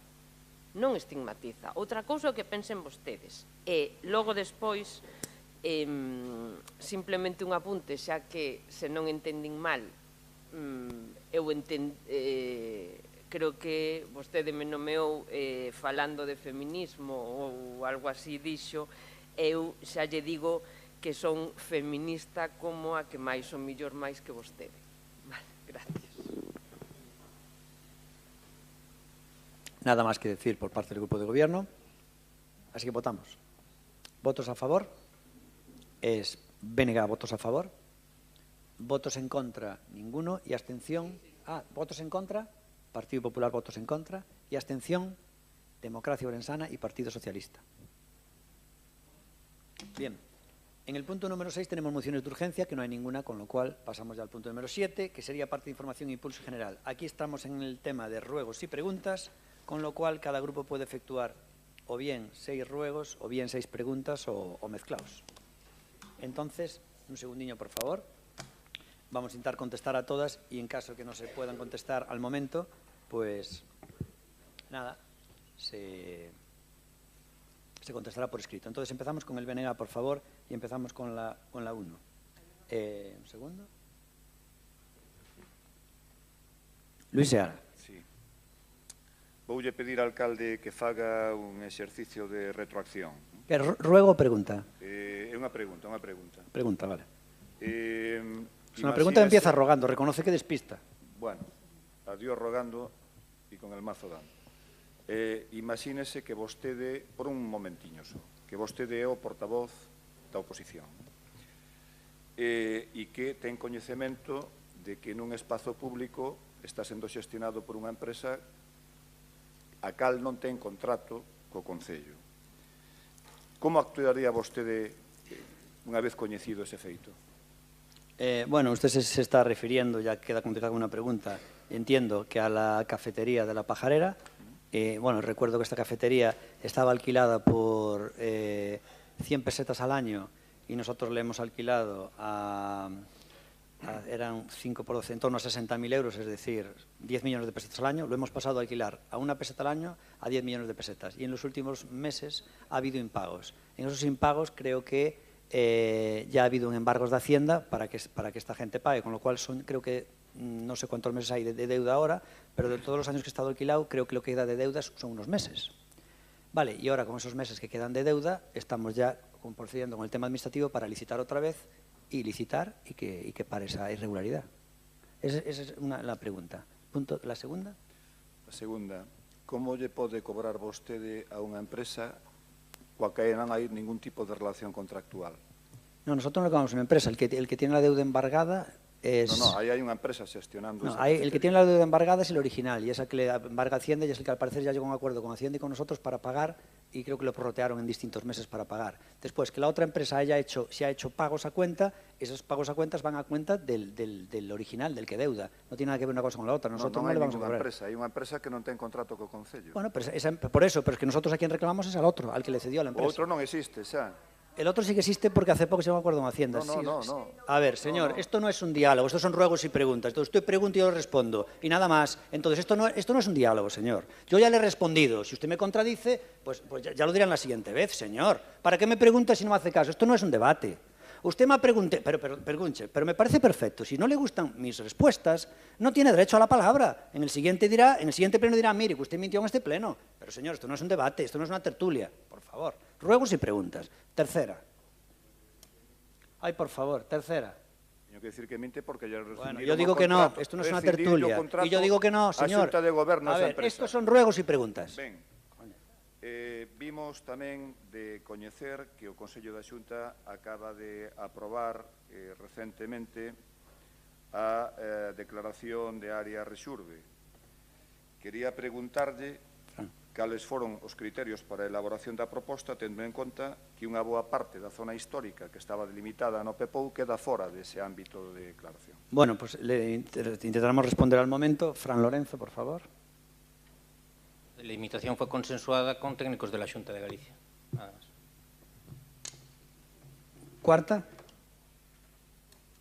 Como saben, ou deberían saber, este ano 2025 foi declarado como ano Castelao. A pregunta é se teñen previsto desenvolver algún tipo de programación con motivo desta conmemoración do ano Castelao. Pues creo que el otro día ya habló Armando por el tema de la Xunta de Galicia de ese tema, el Parlamento, por el tema de Castelao, pero a nivel municipal no tenemos contemplado nada. No. No. Quinta. Ben, un rogo. No día de onte, a través das nosas deputadas e deputados no Parlamento, presentouse unha proposición non de lei na que instamos a Xunta a adopción das medidas necesarias para garantir a actividade da Escola Infantil A Casiña, ubicada no barrio das Lagoas, que ven de anunciar o cese de actividade, feito que está a xerar unha fonda preocupación entre as familias e o persoal que ali traballa. Tendo en conta que todos os aquí presentes... Responde tú. Dime, estamos vendo, por favor, perdón. Tendo en conta que todos os aquí presentes temos representación no Parlamento, no Pazo do Hórreo, pregámoslle que se sumen a nosa iniciativa no tocante á defensa e o mantemento desta escola infantil integrada na rede pública de escolas infantís da Xunta. Moi bien, tomamos nota do rogo. Punto número 6. Ben, nos últimos días, outro rogo... Perdón, un segundiño, que está facendo... Perdón, por favor. Luis Seara.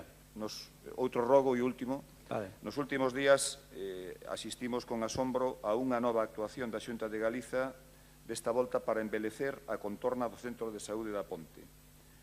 Cando pensábamos que xa viramos todo, resulta que empregáronse como alcorques das árbores neumáticos vellos en lugar de erva natural céspede artificial, co que iso significa no tocante á xeración de microplásticos e contradicindo ademais as recomendacións europeas nese ámbito. Pregamos de alcalde que en nome da corporación emita unha queixa formal ao Goberno galego ante unha nova actuación absolutamente lamentable. Muy bien.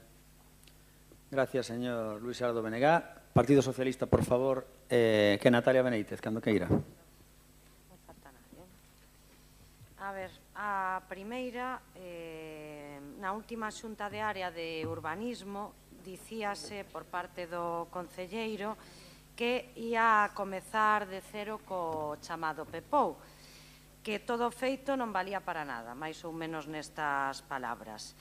E o que queríamos preguntar hoxe, cales son os cambios que queren introducir neste documento o Goberno municipal que encargarán externamente.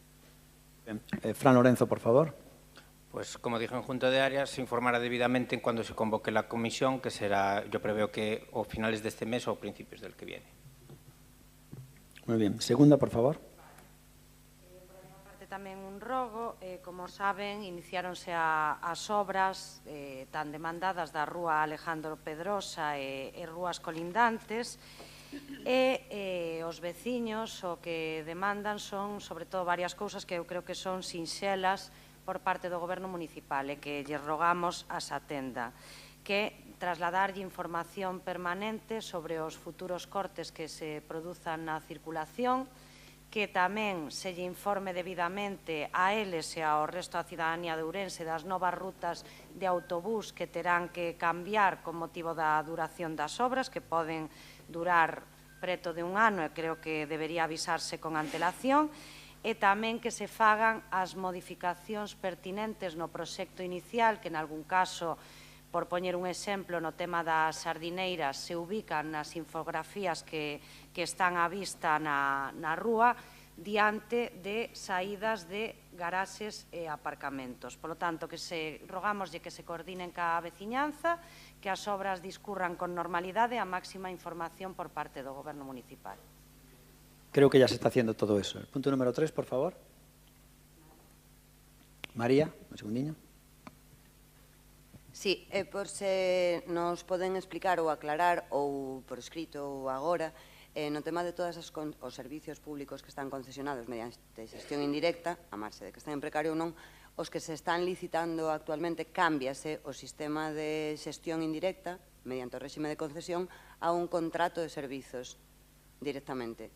Era para saber que criterios se empregaron e por que aí existe ese cambio. Xa comentamos en xunta de área, pero como non temos resposta, pois a ver se agora hai máis hora. Sí. Fran Lorenzo. Ese criterio lo marca la Ley de Contratos de 2017, que cambió y solo considera concesión de servicios cuando se transfiere riesgo operacional y el resto pasan a ser contratos de prestación de servicios. Vale. Muy bien, pues ahí lo tiene, señora. Los criterios son seguir la ley. El número 4, por favor.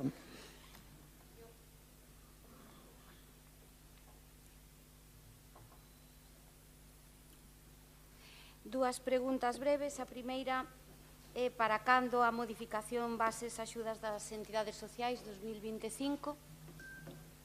Perdona, repite la pregunta. Sí, para cando se vai a facer a modificación ou sair pública a modificación das bases a axudas a entidades sociais?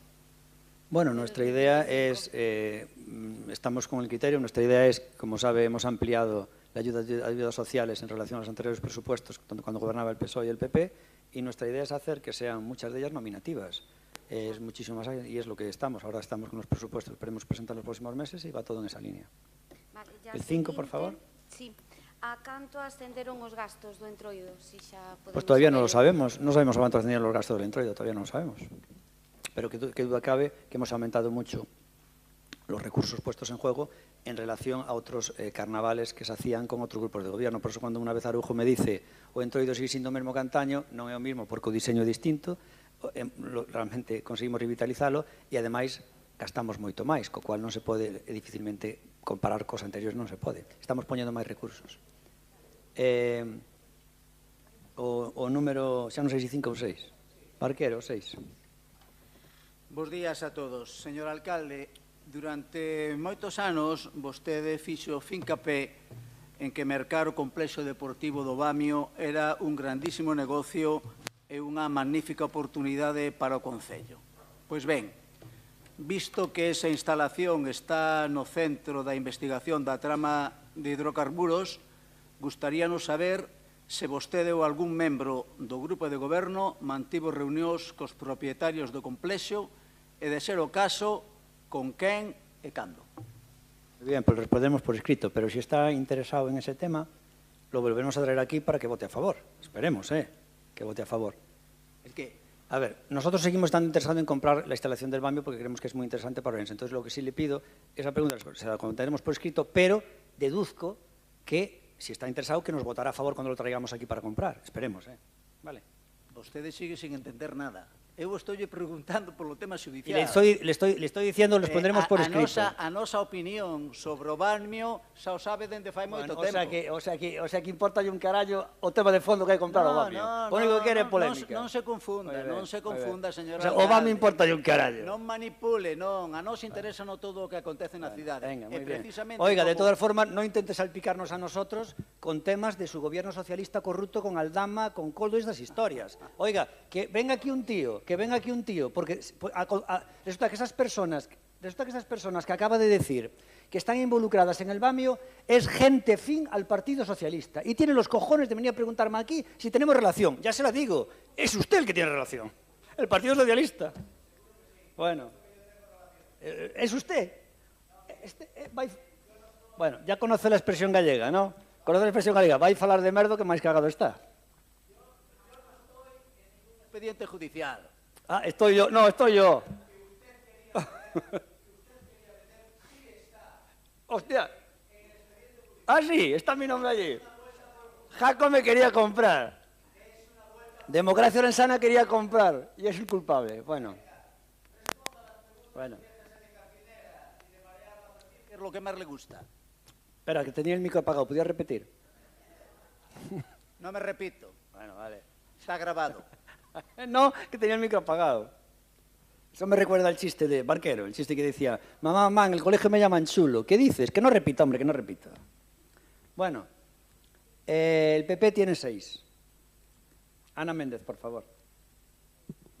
Ben, presentamos unha pregunta por rexistro xa cando se vai convocar o Consello Municipal de Servizos Sociais. Tamara, por favor.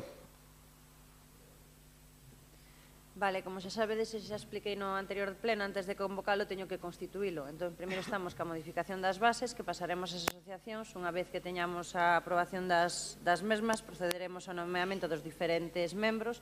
No caso do Partido Popular xa se nomeou a representante no anterior pleno, non ha sido o resto dos constituintes do Consello para logo poder convocalo. Agora non podo convocar o que non está constituído.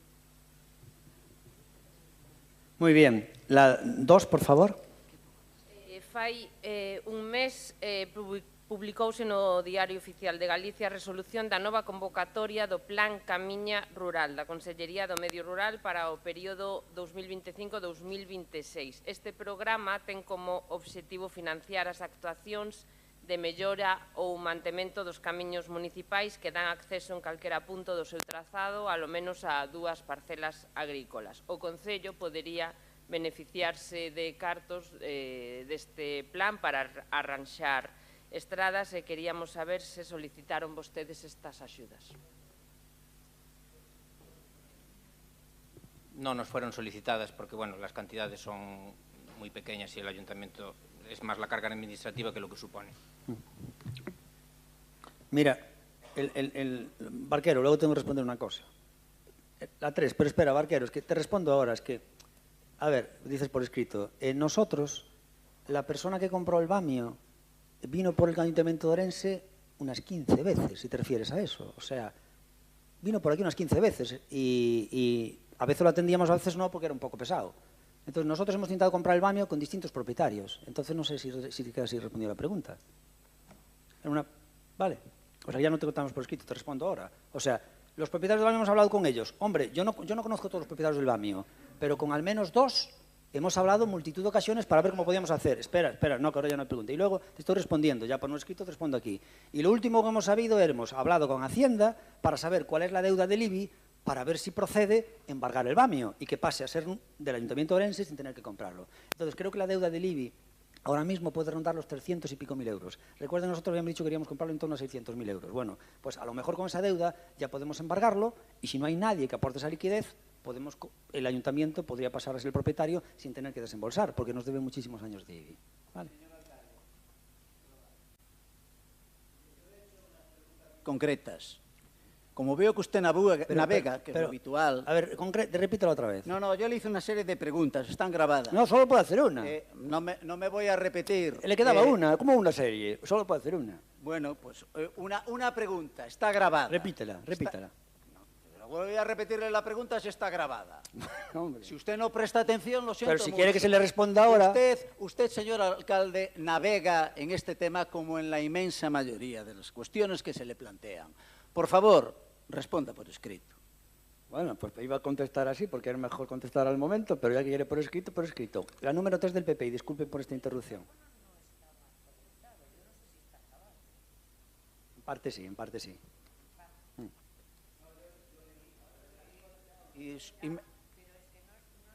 Bueno, el careo que haya tenido lugar entre el alcalde y yo a lo mejor no está grabado, pero la pregunta que le hice tiene que estar grabada. Pero no la puede repetir. Repítela, hombre. No, no le... Repítela, Barquero, por favor, hombre.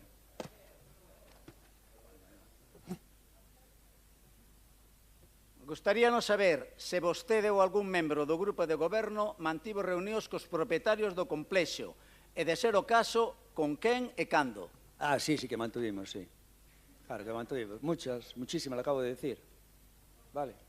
Con quen e cando? Home, como lle vou dicir cando? Todas as veces que me reuní con ele. Por favor, resposte por escrito. No, non lle respondo, non lle vou responder por isto, xa estou respondendo agora. Mantivimos moitas porque non salían de aquí, pero éramos que pasa? pesados. Que lle dá pavor. Pero que pavón? Lle dá pavor ter que viaxar o mellor hasta Salamanca? Mire, perdón, no, eu nunca fun a Salamanca, pero teño ganas de ir. O sea que, fíjate, xa lle estou cidade respondendo. preciosa. Pues estou respondendo. O propietario que é de Salamanca, e eu nunca fun a Salamanca, teño moita ganas de ir, pois veu por Ayuntamiento de Ourense hai un mar de 10 veces. E era un pesadiño. E un tío moi agradable, nada máis, que nos decía co fillo que iba un campeón de karting e que quería comprar o Bamio, comprou un Bamio por o fillo. E nada máis, ao final nada. E fomos visitar o Bamio varias veces, polo menos unha ou dúas que estaba ele ali. E nada máis. Siguiente pregunta, por favor. La 3 del PP.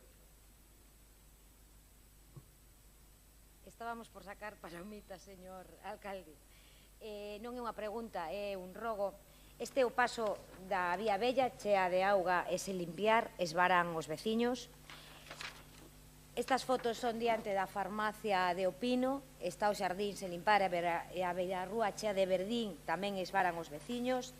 Estas son fochancas na Rúa das Póutigas no Paraíso. Esta é tamén na Rúa do Paraíso, vale, pola falta de mantemento de un desaugue a situación na que se atopa a rúa.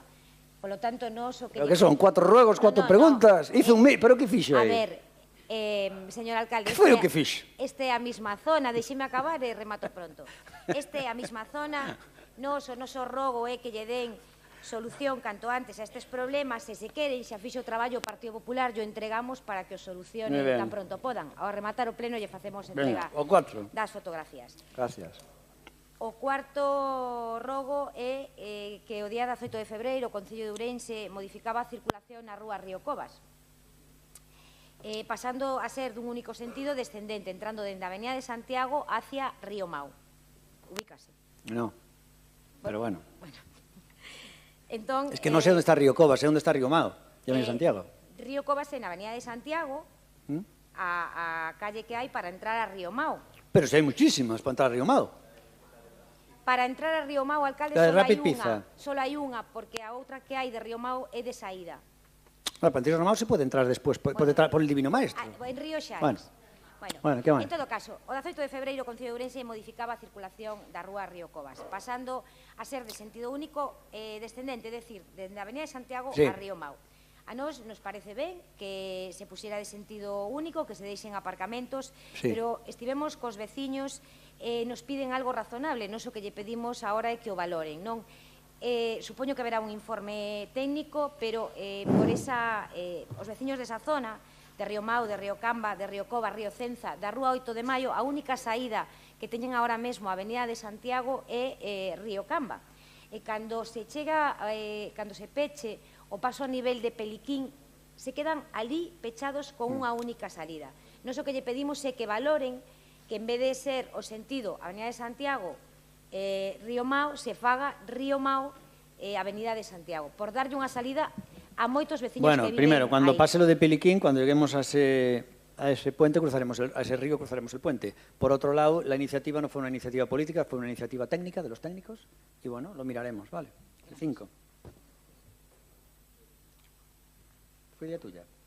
Ah, me dicen que no, que fue iniciativa política. Dígame. Señor alcalde, hoy a la mañana dijo usted que la Molinera estaba el 80% del espacio libre. Sin uso, libre. Sí. Ahora explico por qué. Y que próximamente iba a estar lleno de funcionarios. ¿Qué departamento va a ir para allí? Pues lo estamos valorando, pero uno de los motivos porque estuvo tanto tiempo vacío, porque tuvimos que hacer reformas porque al parecer se hacía falta una serie de baños por número de personas X y todo eso. Entonces ahora que más o menos ya está todo listo, yo creo que en el mes de abril ya pueden empezar a trasladarse los funcionarios. Y el número 6 no hay ninguna más, no hay una sexta, ¿verdad? Bueno, pues nada más. Que tengan un fin de semana y se levanta la sesión.